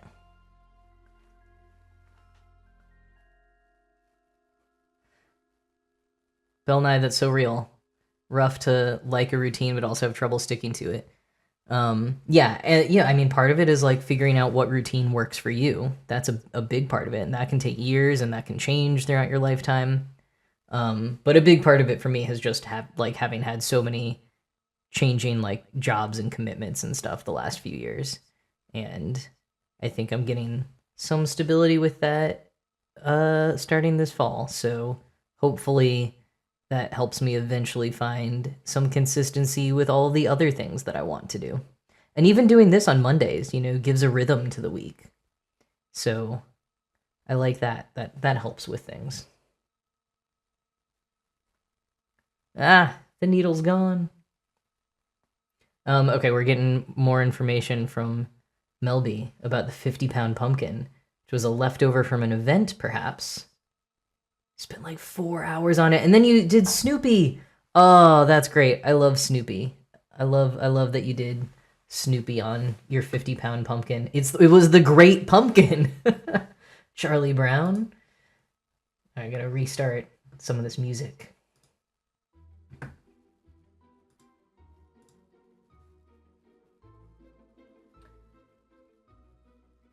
No, Google Chrome, I do not want to use AI for anything. Go away. You know what? I should start a new follower goal. Since we hit the 100. Let's, we'll just go to 110 for now. Bam. Okay, the 800-pound pumpkin was at New York Botanical Garden. That makes sense. Woodstock with bat wings on trace art. Nice. I think. Oh no, it's I think tracing art is a great way to like learn and figure things out. It's only if you're like, you know, posting it as if it's your own art and not crediting someone or like trying to sell it. That's where you get into trouble. But I think I might not be interpreting your comment correctly, but in general, I think tracing art is a great way to learn things. And I don't think anyone needs to feel bad about that unless they're trying to sell it as their own art when it's not. Then you should maybe not do that. I guess I just decided this piece of floss was done. It wasn't quite short enough, but I got a lot of things going on in my brain. And ads should be starting soon. But there's a thing in my stream manager that is preventing me from actually seeing the notification.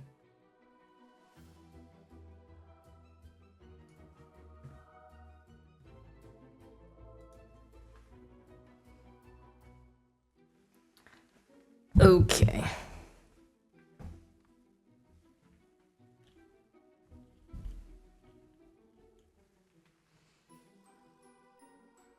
Let's check in on stitch counts. Should be at 84. Oh, I'm behind.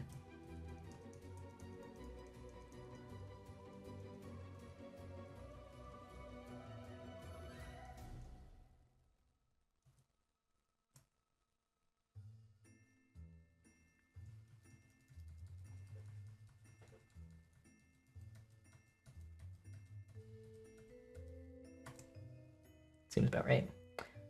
Okay. New floss. Yeah, tracing art is, I think that could be considered similar to using a pattern. I mean, and in fact, some of the stuff I was just saying about like, you know, who owns what and how to credit is very similar to using patterns. Like if you were to enter a cross-stitch pattern in a county fair, they usually make you get permission from the pattern designer to enter your cross-stitch piece. Like you did all the cross-stitching, but you didn't design the pattern.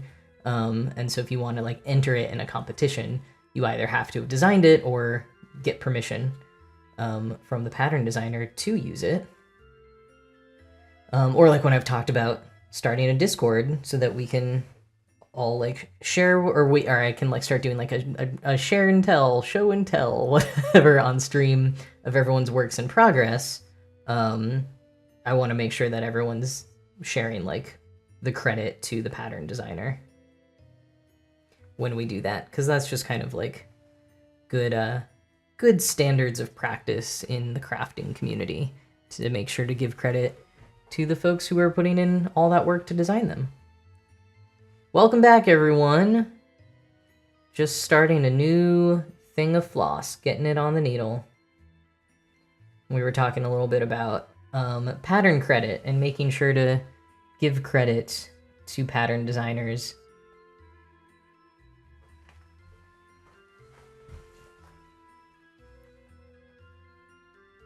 All right, new floss, new floss.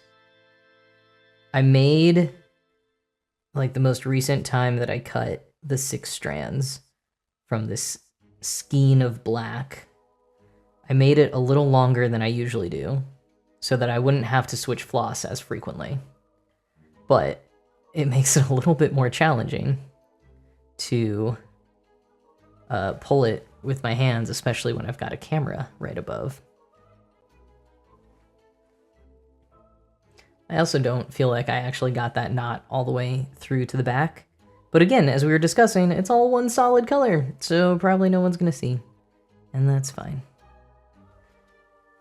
Oh, once again, I forgot to continue telling the story of the legend of Sleepy Hollow. Although Dor has now left, so maybe I should save it for another week. Because Dor is the resident Brit who tunes in. But let me know in the chat if anyone else is unfamiliar with the story and wants to hear. Totally okay if not. My favorite thing to talk about is more about the town in New York that you can visit. But Melby, to your question of how long do I cut a piece of floss, I like to cut it 2 forearms worth. So here, I can show you. Well, okay, it's actually not quite gonna work because I can maybe make it work.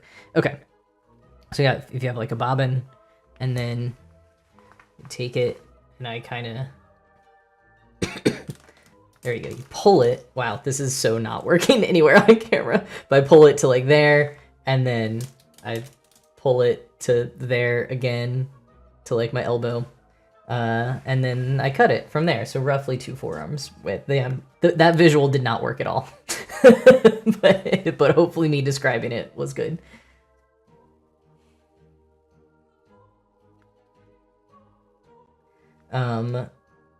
Sarah Cat, the version of the cartoon Sleepy Hollow, probably the one with Mr. Toad, like Ichabod Crane and Mr. Toad or something, was like the Disney one. I feel like we talked about this on a recent stream where I wasn't totally sure, but I think people confirmed for me that that's what that probably was. There might additionally be another one. I mean, I'm sure there's quite a few, but in terms of like popular ones or Disney ones. The visual kind of worked. Good. There you go, Mikey. Oh, also, sorry if I said you were Melby asking for that. I should wear my glasses. All right, cool. We'll tell the story of the legend of Sleepy Hollow next time. But you all got lots of info about the town. Actually, I'll tell you one more thing about the town of Sleepy Hollow. Which is just I like to compare it to Salem, Massachusetts. The Sleepy Hollow TV show was neat. I admittedly did not finish it. And not because I didn't want to. I mean, I think it wasn't like the most exciting TV show, but I do want to finish it someday. It was exciting when it was coming out, I think because Orlando Jones was in it, I think, right? And Orlando Jones was really having a moment. And we like partnered with him a little bit at the HPA, which is a nonprofit I used to work for. Actually was called Fandom Forward after that. It was all about like fans getting together to do activism and social good in the real world, unrelated to their fandoms. Anyways, we were with Orlando Jones. Orlando Jones was on Sleepy Hollow, I think, if I'm remembering correctly. This is a long time ago. But the fun thing about that TV show was that when it was launching at San Diego Comic-Con, as promo for it, they had all these dudes that were Headless Horsemen just riding real horses around San Diego, and it was these dudes with no heads, and it was so cool to see. It was one of my favorite like marketing activations that I ever saw at San Diego Comic-Con, and it was for the Sleepy Hollow TV show, which was not out yet at the time. So, lots of love for the Sleepy Hollow TV show. Oh, last season they swapped all the main characters. Weird. Tune in next week to hear Chapter 2 of The Legend of Sleepy Hollow. I don't remember if the novella actually has chapters because it's so short. I know that wasn't the point of your joke, but just saying. Okay, but that's the Sleepy Hollow TV show. Also, I do have a book that's a novelization of the Sleepy Hollow TV show that I have not read. I found it for free somewhere, like on the street or something, and I was like, well, I gotta take this. Maybe we do a read-along of the Sleepy Hollow TV show novelization sometime. That could be like the celebration of the ending of this pattern, maybe. I also gotta decide if I'm gonna keep working on this pattern after Halloween, because clearly I have way more to go than I could finish just on Stitch streams. Like, I'm doing a little bit off stream. But yeah, I don't know if I'm gonna keep doing it in November or if I should do some like non-Halloween-y thing. Oh, but the thing that I was gonna say about the town of Sleepy Hollow, New York, was I sometimes like to compare it to Salem, Massachusetts, which is another town on the East Coast that a lot of people like to go to in October. It's another touristy town. Although I did go there in June one time, and I was reminded that like it's not exclusively an October tourist town. Like, people like to go there all throughout the year, but it is packed in October.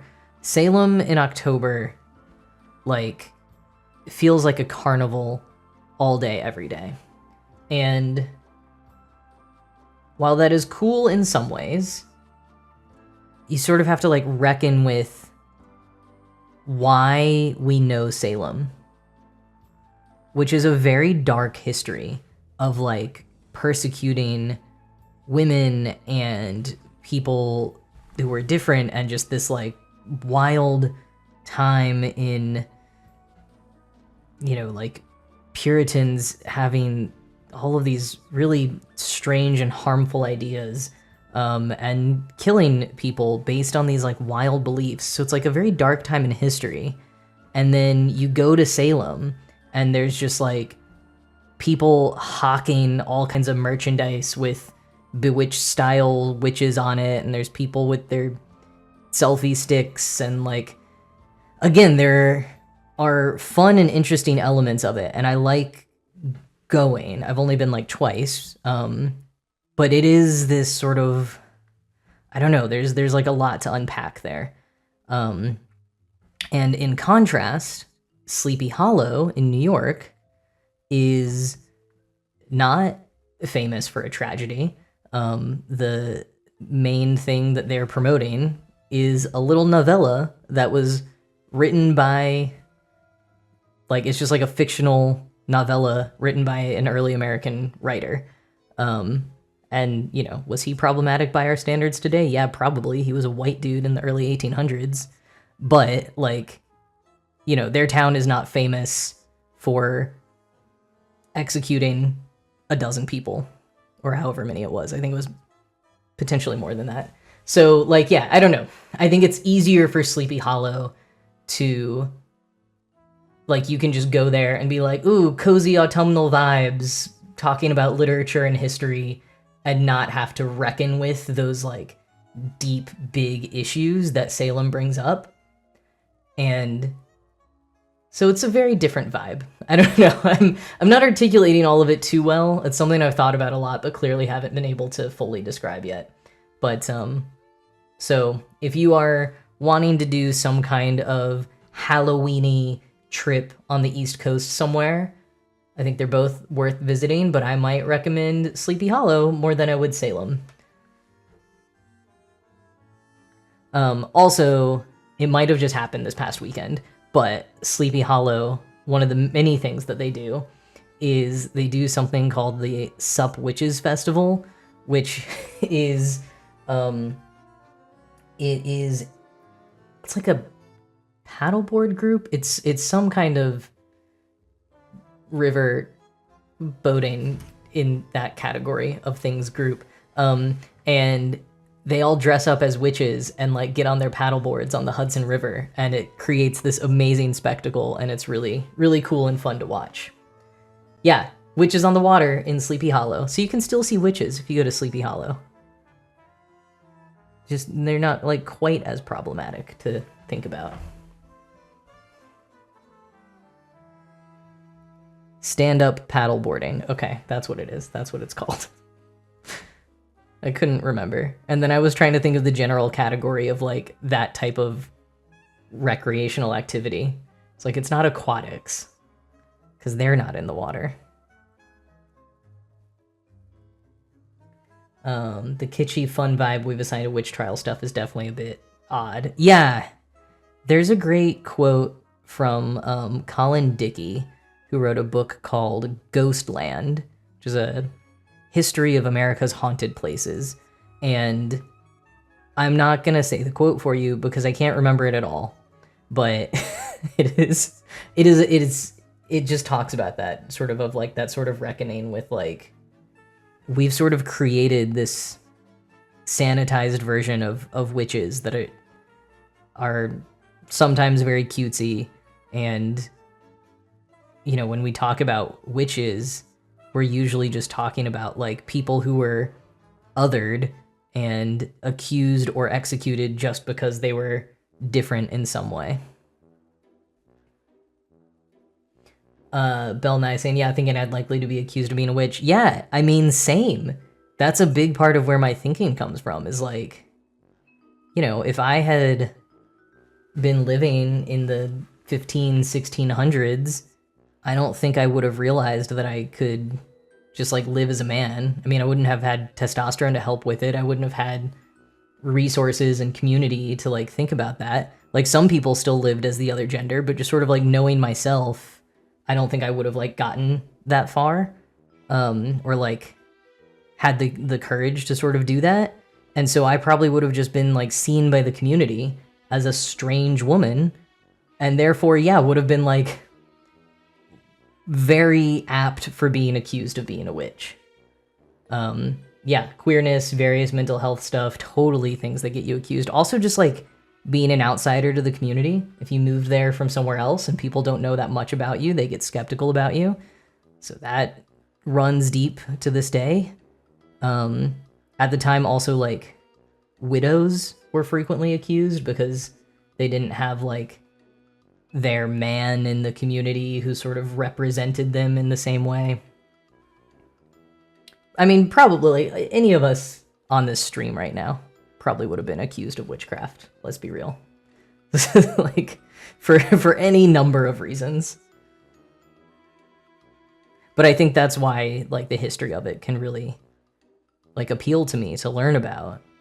Because I'm like, yeah, I mean, that could have been me. That could have been so many people that I, like, care about and love. And it has so many parallels to other quote-unquote witch hunts that have happened throughout history, like McCarthyism, and honestly, I think we could even say, like, transvestigating a little bit right now. I was thinking about some of these parallels over the weekend after I went to this one witch exhibit, because this was talking about witch hunts that happened in early America in the mid-1600s, and how the climate in England at the time was really contributing to witch panics, and part of that climate being, I don't know how deep I want to get into all of this because it might be boring to folks, but since inauguration in January, I think a lot of us have had renewed interests in history, and we think about different points in history that maybe feel like they rhyme a little bit with what we're going through, and I think like Civil Rights era,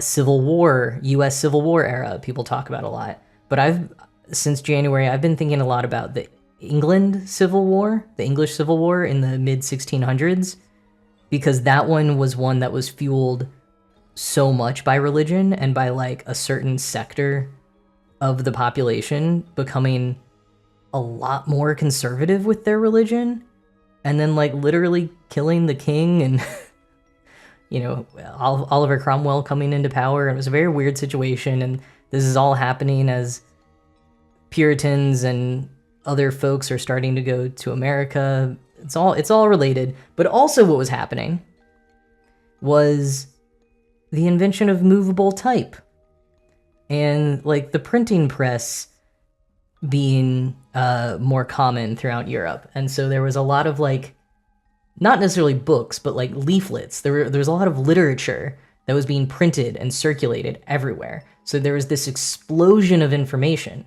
but also it was very expensive to like have a printing press to print these leaflets. And so a lot of the people who were in the business of like selling the texts would make stuff up like about, here's all the things that you need to know about witches and how to avoid them. They would just make it up and cause a panic in people so that they could sell more of their leaflets. And I just feel like both of those things of like the religion mixing with the politics, like to the point where like they're shutting down arts and culture because it's satanic and sinful, mixed with like the explosion of information and the spread of conspiracy theories for capitalistic reasons, feels like right now. And so I'm just like, oh, that's the point in history that I sometimes get interested in thinking about in this time. Like, so that all leads to witch panics, and like that's part of why this weekend I was thinking a lot about like conspiracies about trans people and like transvestigating and saying that everyone is trans. There's just like so much ridiculous stuff going on right now. And the internet is not the only thing to blame, but it has certainly exponentially increased the scale at which these things happen, similar to a couple of other points in history when technology really impacted how fast conspiracy could spread.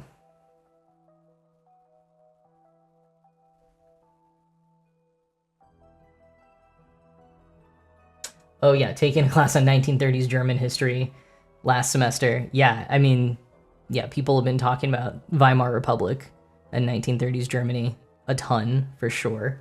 That was the other one I was trying to think of that I couldn't. Someone needs to make a cross-stitch design with witches get stitches. Oh, I'm sure they have. We should look that up on Etsy. I bet there's a few different fun designs to pick from. Would love to see a discussion comparing the explosion of printing in contrast with the internet social media era. So there's at least 2 books that I know off the top of my head you could look into. One is called The Victorian Internet. So this one is less printing press, and this is more like explosion of global press in the 19th century. I did not finish it because it was a library book and I didn't read it in time. It's a little out of date, but it was kind of interesting. It was sort of just comparing like the telegram and stuff like that from the 19th century to the internet. But it was written when Web 2.0 was barely taking off. A more recent and much more substantial book is called the Gutenberg Parenthesis.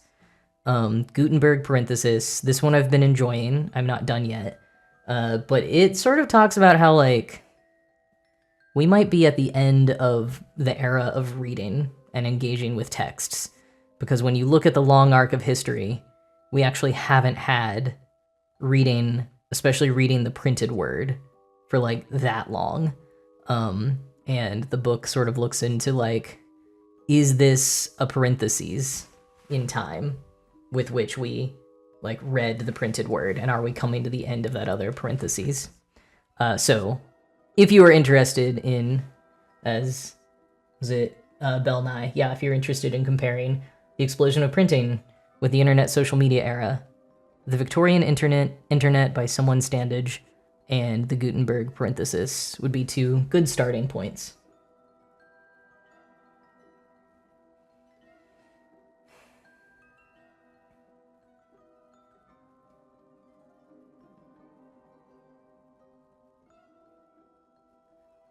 Yeah, Tom, as both a writer and reader as well, I sure hope not. I don't like reading those kinds of things, and I don't know that I necessarily, like, agree with it, but it does make a good, like, starting point for analysis.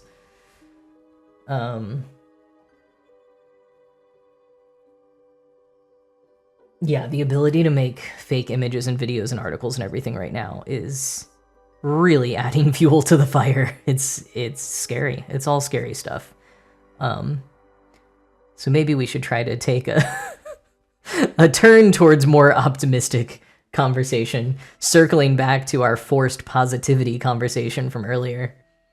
I mean, I think that is the side of optimism, or if not optimism, like positivity and joy I can still get behind, which is that, like, ideally not forced, but in these times, we definitely have to find joy wherever we can, and be able to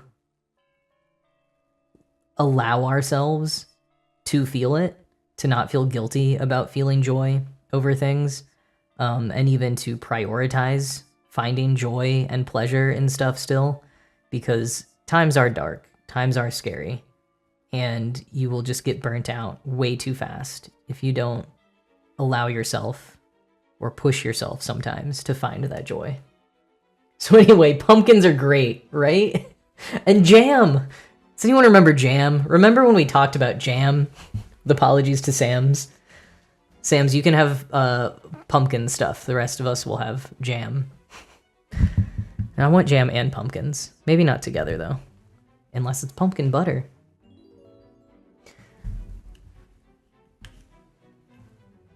I'm still thinking about that strawberry lime jam. Because I love lime. I love strawberry. I like strawberry lime, like limeade at Sonic. But I don't know about the jam. And yes, aren't humans cool for figuring out preservation? Absolutely. Oh my gosh, Alora, yes, please bring me the strawberry lime jam. Yes. While I was yapping, I was not marking the stitches on the pattern keeper. This is how I get into these situations. Okay, no, I think it's just this. And then I did like 2 here, it looks like.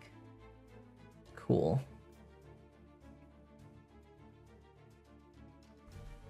Yeah, look up the Jam Advent Calendar. It's Bon Mama, Bonne Maman. It's French.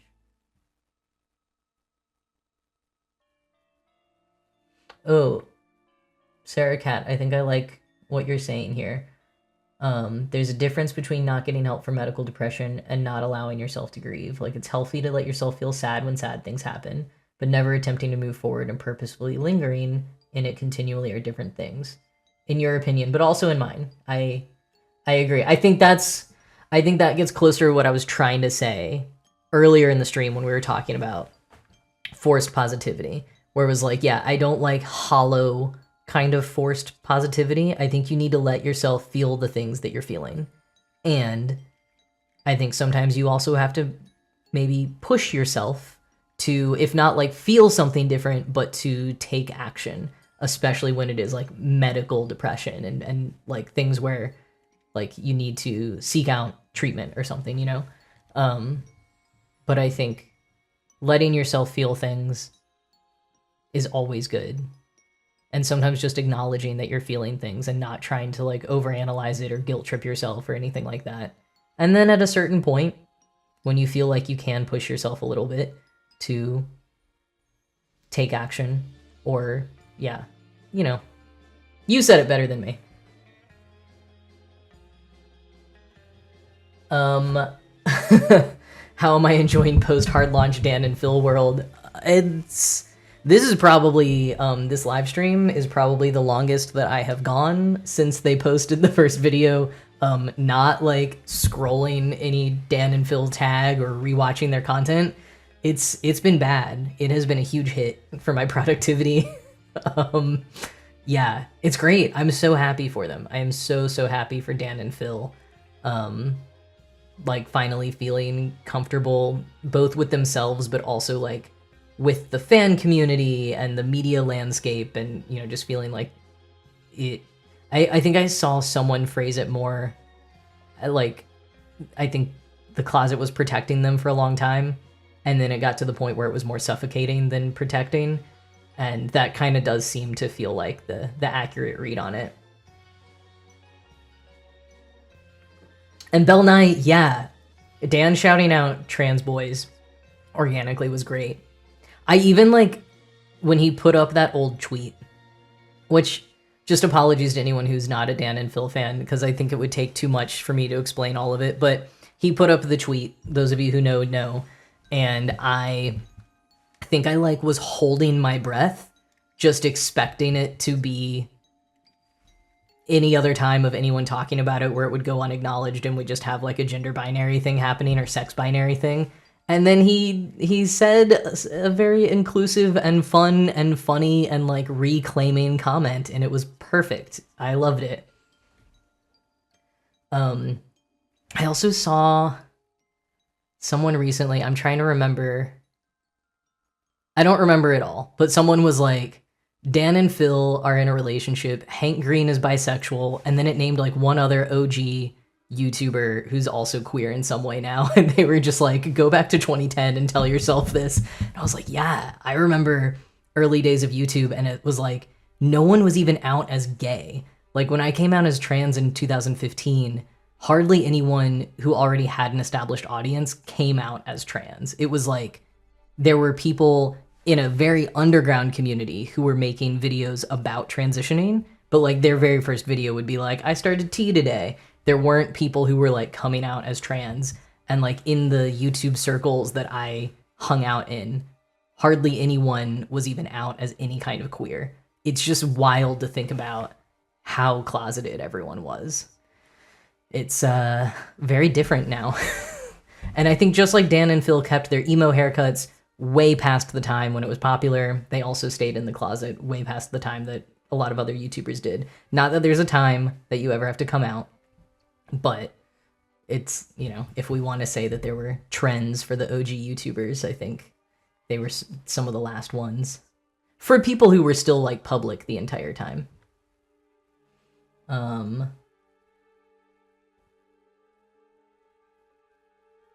It's a book by Patrice Jones called Aftershock about how people deal with trauma in a violent world for people who consider themselves activists or allies. It mentions animal rights activism quite a bit, but works well for all areas of activism. That sounds really good. Okay, Aftershock by Patrice Jones. So we should all check that out. Or anyone who has been into these conversations. Okay, it says ad starting soon. Yeah, but I think Belknight, that's the way to put it too, is it's not just like a bunch of YouTubers came out as queer. It's like all of the ones that I particularly liked. Oh, Charlotte, that was the other one. Someone was like, and Charlotte is out too. Okay, yeah. I was like, there was a third YouTuber in this post, but I couldn't remember. But so happy for like all of the people who have been in the public eye more than they ever thought they would in their lives, still having the confidence and the courage and the like comfort eventually, hopefully, to be open about who they are, because it helps so many other people, and it's great. I love when these things are positive and happy. And it's been great to see the positive reception that Dan and Phil are getting, because they deserve it. They were put through a lot of shit by a lot of fans for a very long time. So they definitely, yeah, deserve all the happiness that they're getting now. So I'm checking out the stream manager to see that the ads have indeed started.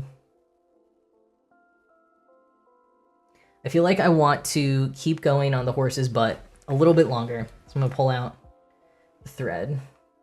So I always cut 6 strands at once, which then means I can just go like whoop and it falls off the bobbin. And I don't really know if other people do that. That's just like what I started doing at some point. And I tried to change that method sometime in the last year, and it super did not work out for me. So I'm sticking to my method. Although, as I say that, I created a huge knot.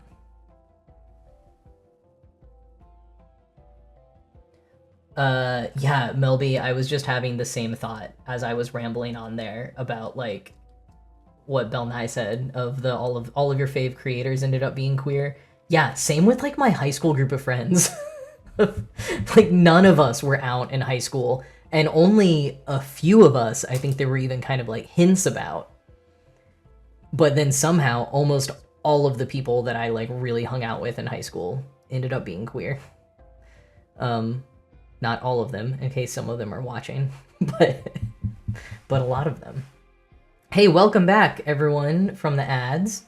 I'm gonna start one last thing of floss, do a little bit more of this horse's butt, see where we get. It's not looking too bad, though. Now that I'm looking at it, that looks like a pretty solid backside, I would say. Not super square at all. Look at that. Well, it is quite large, but I think it's meant to be. We'll see if it turns out like, I don't know, too squat or something by the time we finish it more.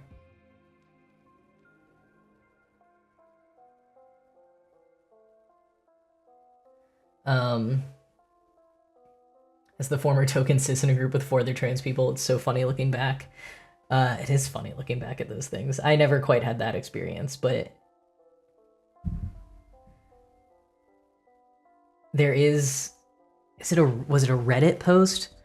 There's some social media post that I love, in particular because the person that it name checks is the name of someone, coincidentally, in one of my friend groups that is like, it completely applies to.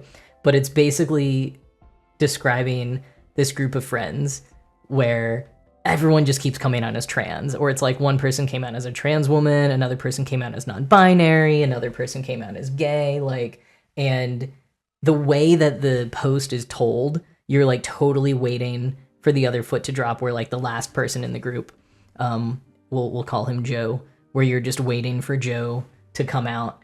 And I think the post is even like, yeah, so like everyone thinks, you know, like, is he an egg? Is his egg gonna crack?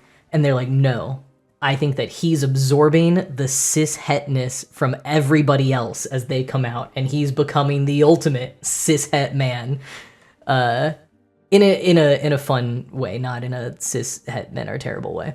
And I just think that's really funny. So now when I see like the token cis-het in a clearly very queer or trans group, I like to imagine that's what's going on. And I had a friend group with the token cis-het guy. And I was just like, wow, you're Joe. This is what's happening to you. Ooh, okay, we got another floss method here from Sarah Cat. So start a new color, fold it in half like 4 times, and then cut it into 8 lengths. Wrap 2 at a time around a bobbin so I can take out 2 at a time for a project. Interesting.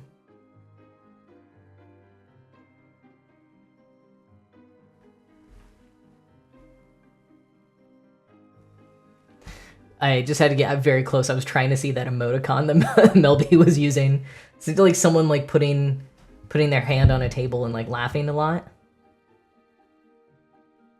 Mega cis. Yeah, the mega cis person. I like that, Sam. That's a good way to put it. Can't find the hole. No one say that's what she said.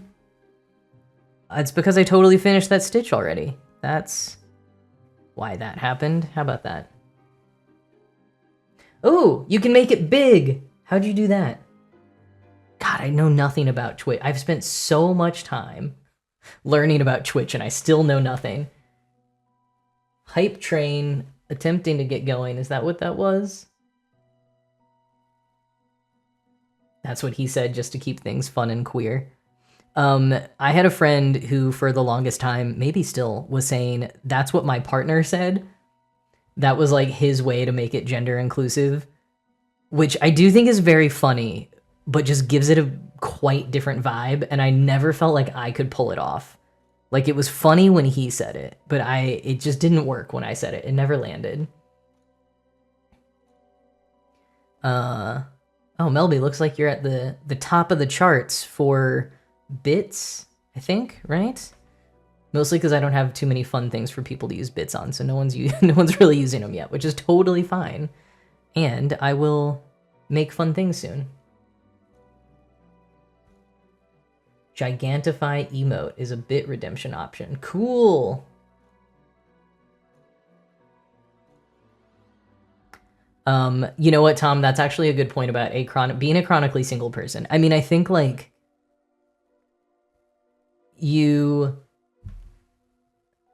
I think a single person in general, or maybe a poly person, a polyamorous person, could pull it off better than someone who is in a monogamous relationship, because when you're in a monogamous relationship, then you have to worry that like people don't think you're joking, and if they know your partner, then they think you're literally just saying like that's something your partner said, which could sound totally wrong. Like it gets into like a lack of consent area with your partner. So I think you like have to be single or potentially in some type of like polyamorous open relationship situation where if you say my partner, the person you're saying it to doesn't necessarily know the individual person that you're referring to, if that makes sense. Wait, okay, we can make them more like your mom jokes though, like your partner. I feel like there are certain groups of friends where that could really work. But I think for the general public, no. I think you have to like all know each other.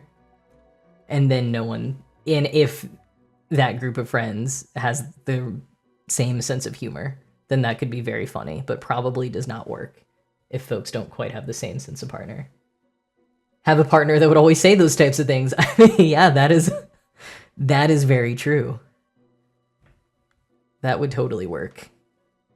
Like as soon as you wrote that, I was like, oh, I can imagine that type of person. Oh, just saying your mom literally, but in a queer way. Oh.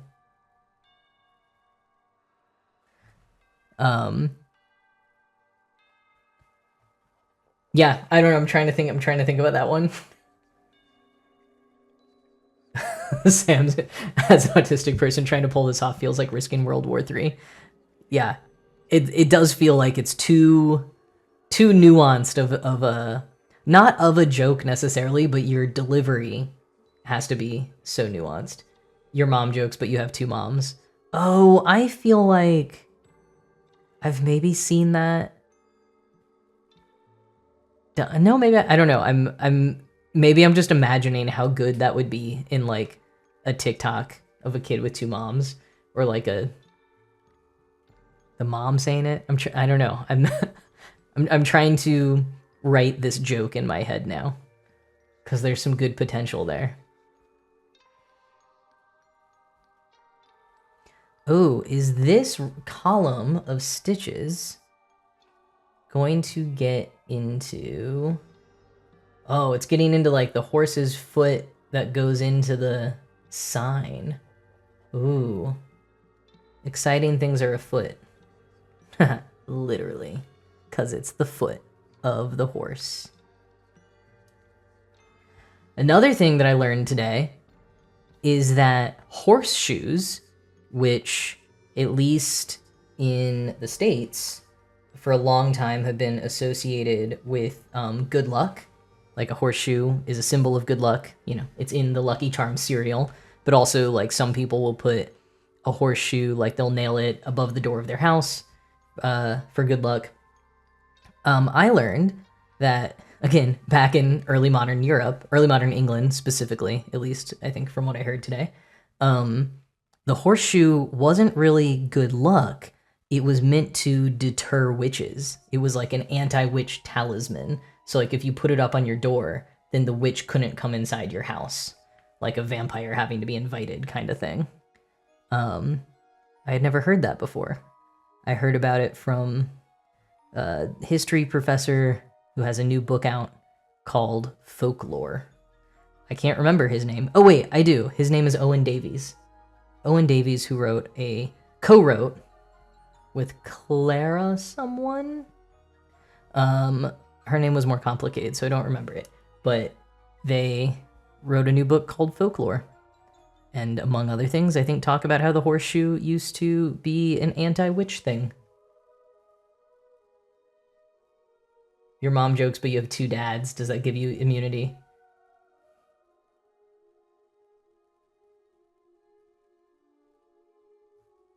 Whoa, Tom. Okay, I know that I just learned this from like a professor saying it, so I felt pretty assured in its accuracy.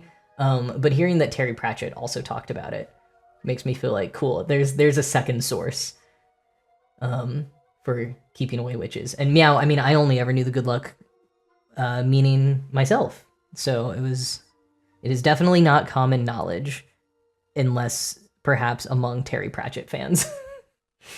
Though I also feel like that could be, like, if I were reading a Terry Pratchett book, I wouldn't know if, like, that was just in Discworld. Was that just something that, like, he came up with? Or was there actual historical origins to it? That would be a question that I would have. I need to read more Terry Pratchett. I always feel that way. Does keeping it upside down invite witches? New way to make friends? That is a fantastic question. We should find out, because I think that would be really fun. Of course, we have to go back to, once again, the fact that there were no witches. There were just people being accused of witchcraft.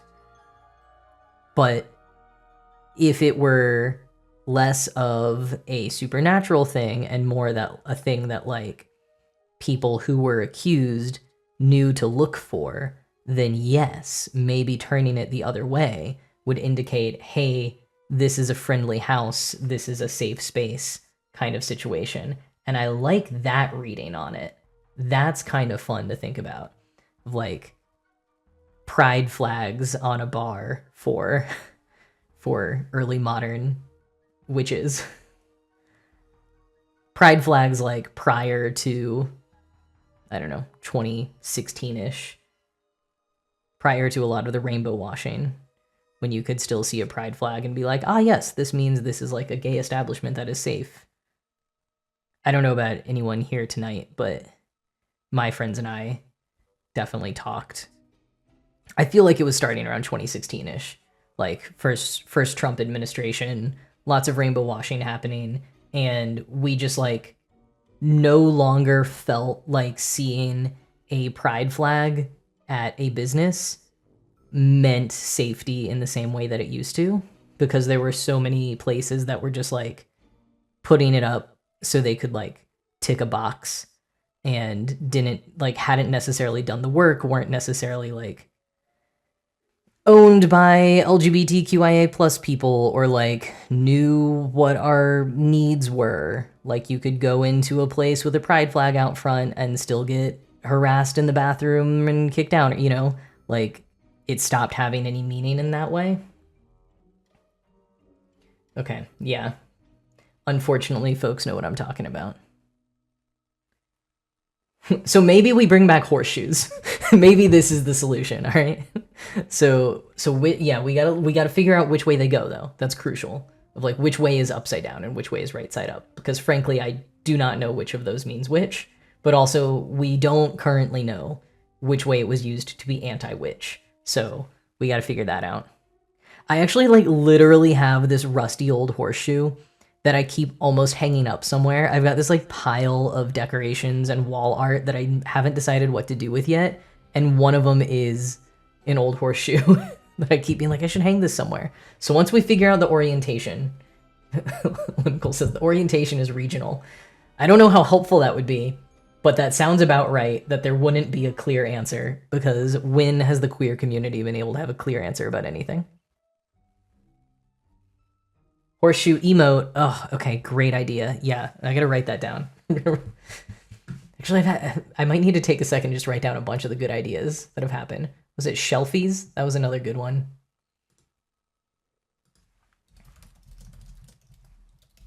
And have some kind of shelfies emote, potentially.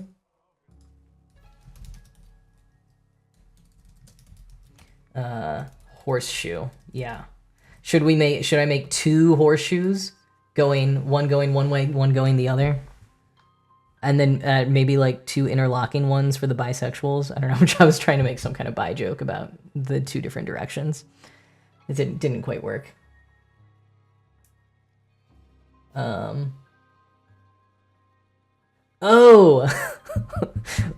Limical was giving us actual facts, not just making up silly things like I was. Okay, some areas consider prongs up to be lucky, some consider prongs down to be lucky. Okay, so that is good to know, but I still want to look up the witch thing of which direction, which direction, was supposed to be like a anti-witch talisman. And then I think we go opposite of that. But that is not helpful. That most people's association would vary based on where they're from. That is very not helpful. It is helpful for you to tell me that, Limical. It is not helpful in the general functioning of the world. And for like how people will interpret what we're doing with horseshoes.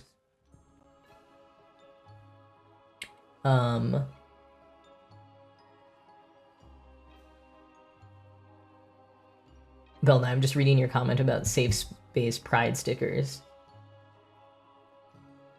That is like my memory of, I don't know if I ever saw them. I'm almost positive we didn't have anything like that when I was in high school or middle school.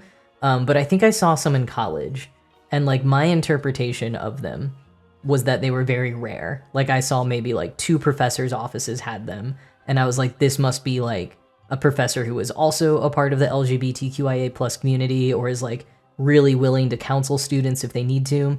So if your school was like giving them to almost every classroom, I agree that sort of feels like it defeats the purpose. Like if a teacher is putting it out there but doesn't actually know how to support those students, that's not particularly helpful.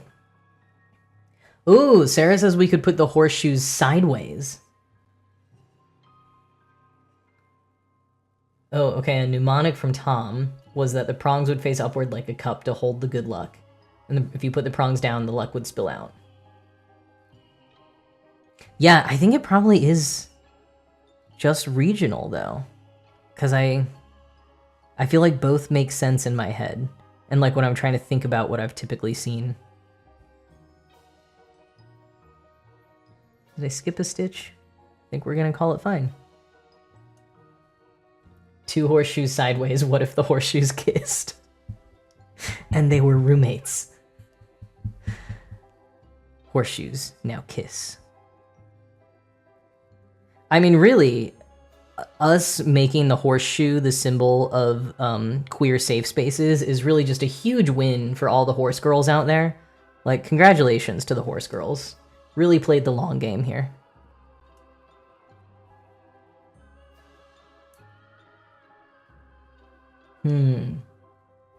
Okay, more common for luck is prongs up.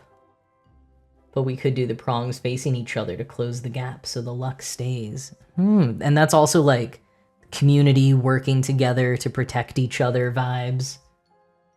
Horse girl, gender neutral. Yes, yes, of course. Of course, horse girl, gender neutral.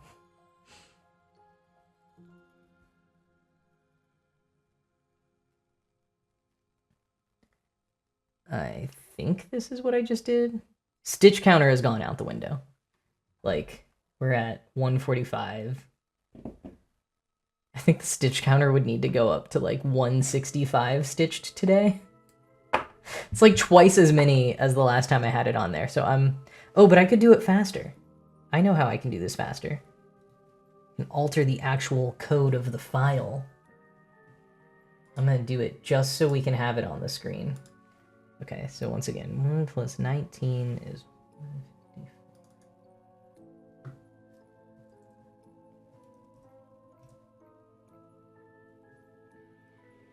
Bam. Okay, now I just have to do some quick math.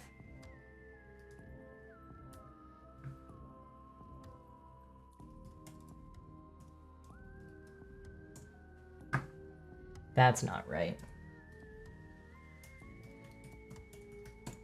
Crucial thing about math is writing the correct numbers into the calculator, which is not even doing math. That's just looking at numbers and writing them again. Cursed anime horse boy game that Dan and Phil played a bunch. I must have missed that. I guess I'll have to look into it now. So I do not know what that is.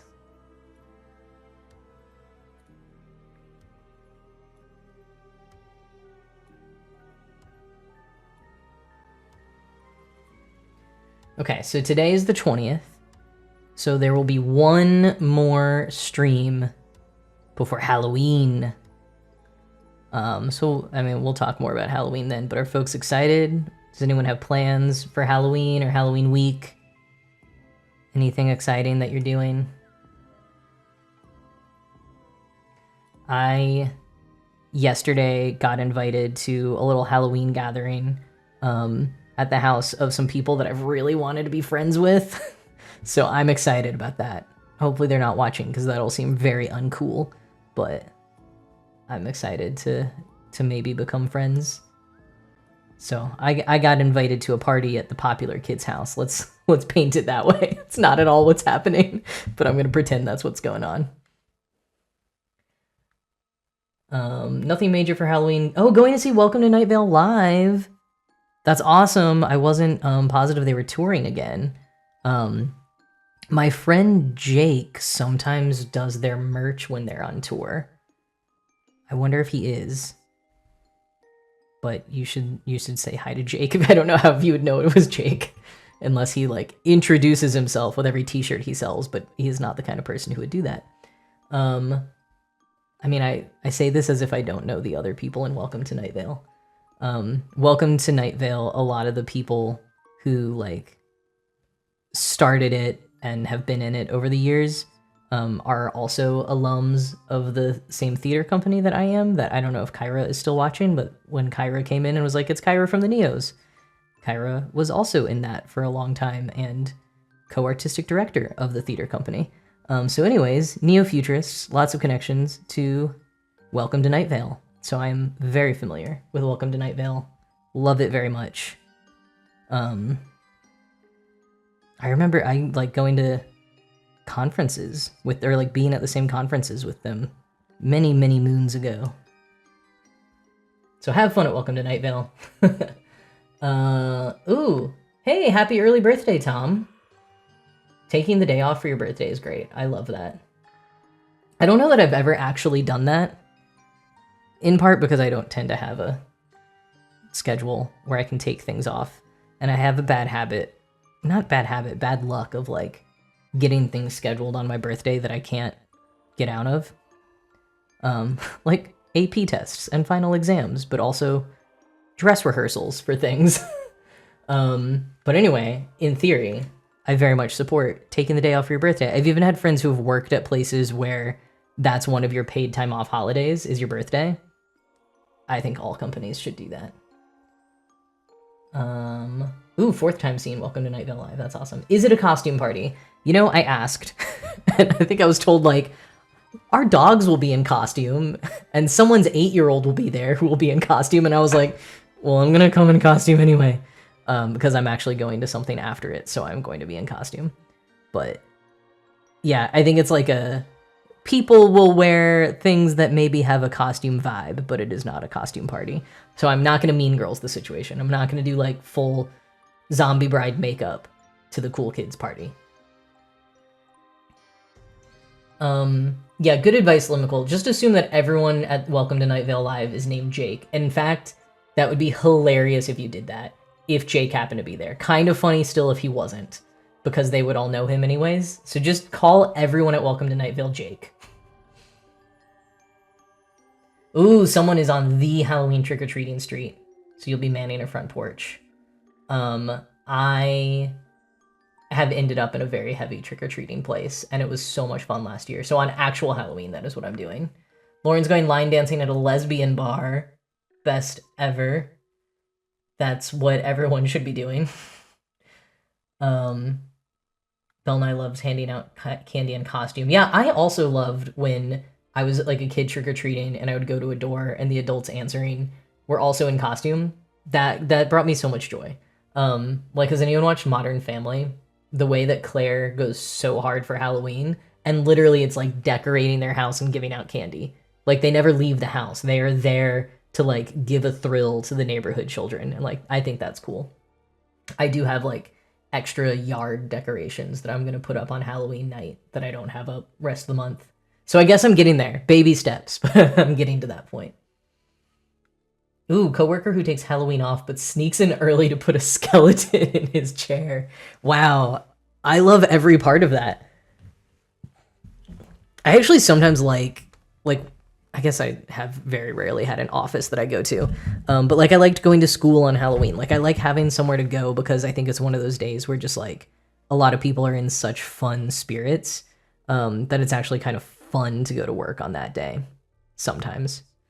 There's also sometimes people are just like boring, cynical sticks in the mud. But if you're in a good workplace where someone leaves a skeleton at their desk, then it could be fun. The iconic Halloween adult. Oh, yes. Yeah, absolutely. I love that that's your goal as well. That is my goal. Yeah, Tom, I hope you live somewhere with trick-or-treaters one day too.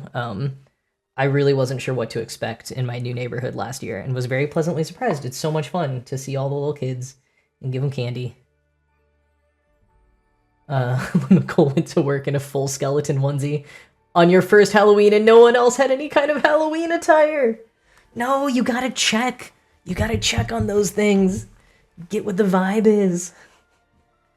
So you know. That is a big reason why I have this shirt, actually. For the few times when I have had to have, like, professional attire on Halloween, I'm like, okay, I will wear this, and I'll be doing Halloween, but I'm not in a costume just in case no one else is in costumes. Alright, this got too roughly here. Yeah, that's true. Limical, as Bill Nye says, maybe more people will dress in costume next year. Okay, I'm gonna successfully... Yes, okay, so I just snoozed the ad, but apparently I can only do it for like 5 minutes. I think I could do it 3 times. Okay, because I'm gonna log off soon, so I don't want everyone to have to sit through another ad while I log off. We did 156 stitches today, plus the 2019 of the warm-up. I'm not gonna update that, but that's pretty good. I feel like I've usually done like 130 maybe. On live stream has been like the most before. So thanks everyone for hanging out with me. I know I like really was yapping on all kinds of different things a lot tonight. So grateful for all of you who have joined in on the conversation and stuck around for all of this. I'm going to, it might not happen again, but I'm going to consider raiding someone. But if I do that, we got to come up with some kind of raid message. I feel like it should maybe include horseshoes, but that wouldn't make sense to whoever we're raiding. So maybe not. Tom, today might be the day, but I also like, I'm nervous because, you know, there's not that many of us here. So I hope, like, if I choose someone that they're not mean.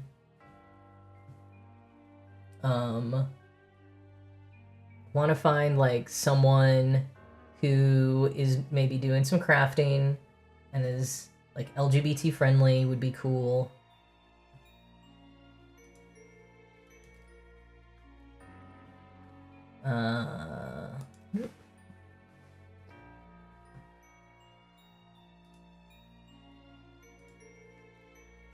You've raided with less than 3 people before, and raiding craft channels is pretty safe. That's good to know. Ooh, okay, well, there's someone who only has 2 viewers and is currently sewing and is LGBT, just has LGBT as a tag. Let's try the LGBTQIA. Okay. Oh, someone's sewing little pride flag items that they're selling. Let me... Okay, I think if I'm gonna try to, like, pop in and check what they're doing real quick. So I think I need to, like, turn the music off, and I'm going to attempt to not have you able to hear this and create all kinds of echo and stuff.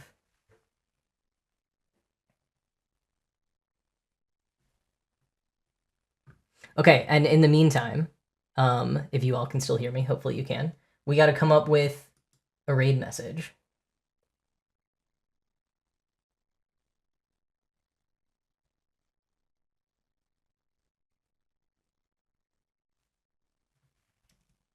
Oh, I can't hear it either with what with what I did.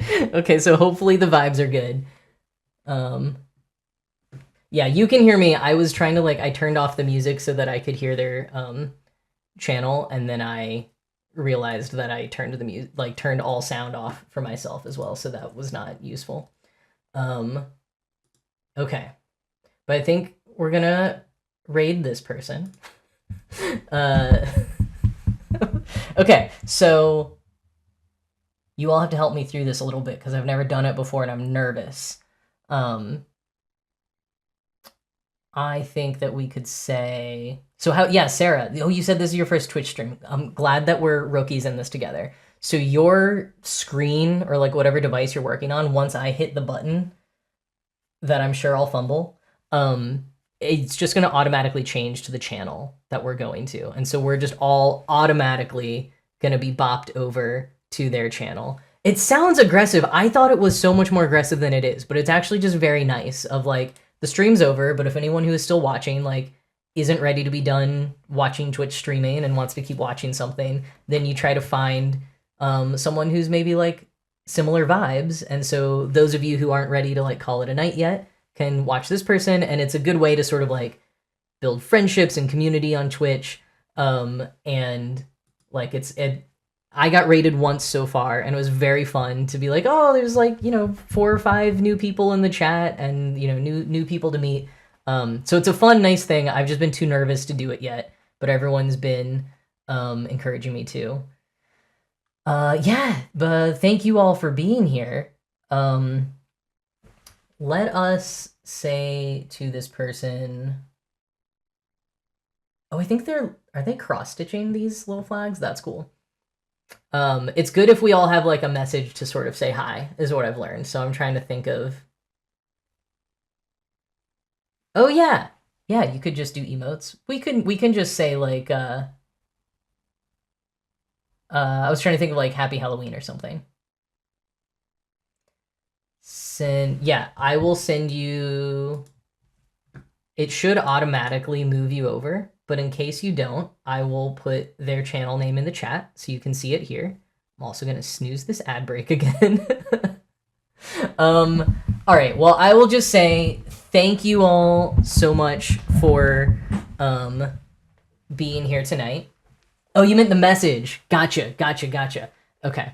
I don't know what the message is. I think we should just say hello. Ooh, we could just, how about we say hello from the pumpkin patch? This was you're all my like patch of pumpkins. We were all in the pumpkin patch together.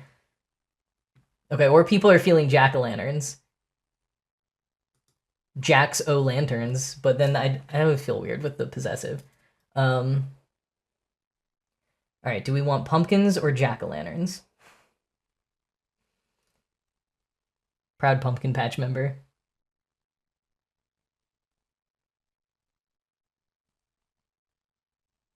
That's true. We could say pumpkin patch or jack-o'-lantern. So either one, you can say hi, or I'm typing it in the chat now. Happy Halloween from the pumpkin patch or from the jack-o'-lanterns. You can't copy and paste that because I'm giving you options. But all right.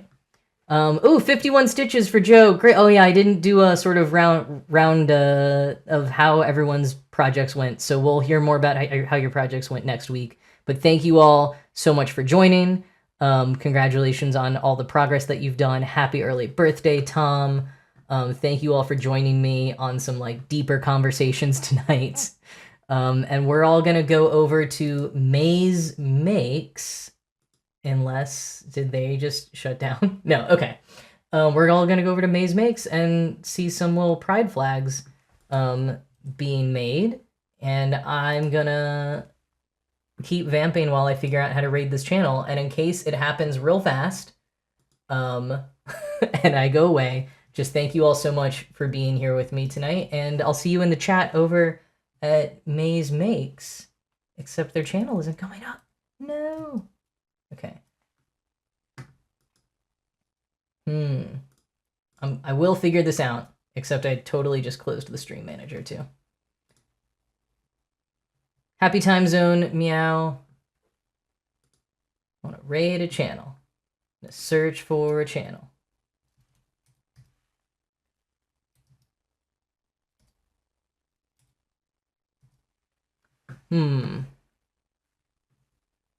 Maybe they have like raiding off, which is sad that I spent all this time finding someone. You can put raid their name. Just put that in the chat. And then it'll happen. Okay, let's see if that works. Oh wait, raid. And then...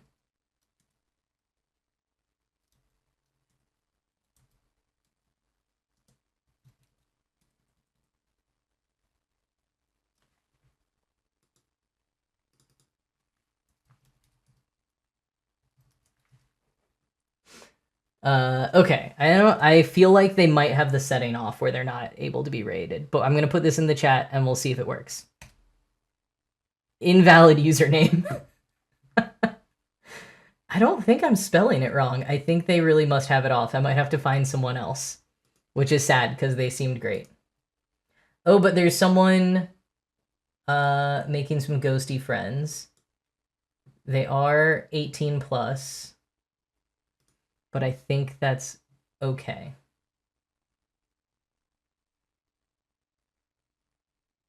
Okay, we're going to try this person, Ferusis Domina. They're also marked as LGBTQIA plus friendly, and looks like they're crocheting some little ghosts and got a big autumnal vibe.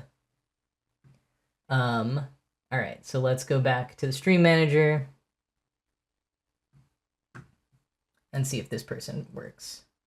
Yeah, this one works. Okay, so I found someone who's doing a fun craft, and they're LGBT friendly, and it's a Halloweeny craft. So we'll all go in and we'll say hi or happy Halloween from the pumpkin patch or from the jack-o'-lanterns, and we'll all raid, and it'll be so much fun. So thank you all for putting up with me and helping me through my first raid. Hopefully it goes well, but thank you even more for being here. Helping me hit the 100 followers tonight and having so much fun together. All right, let's go.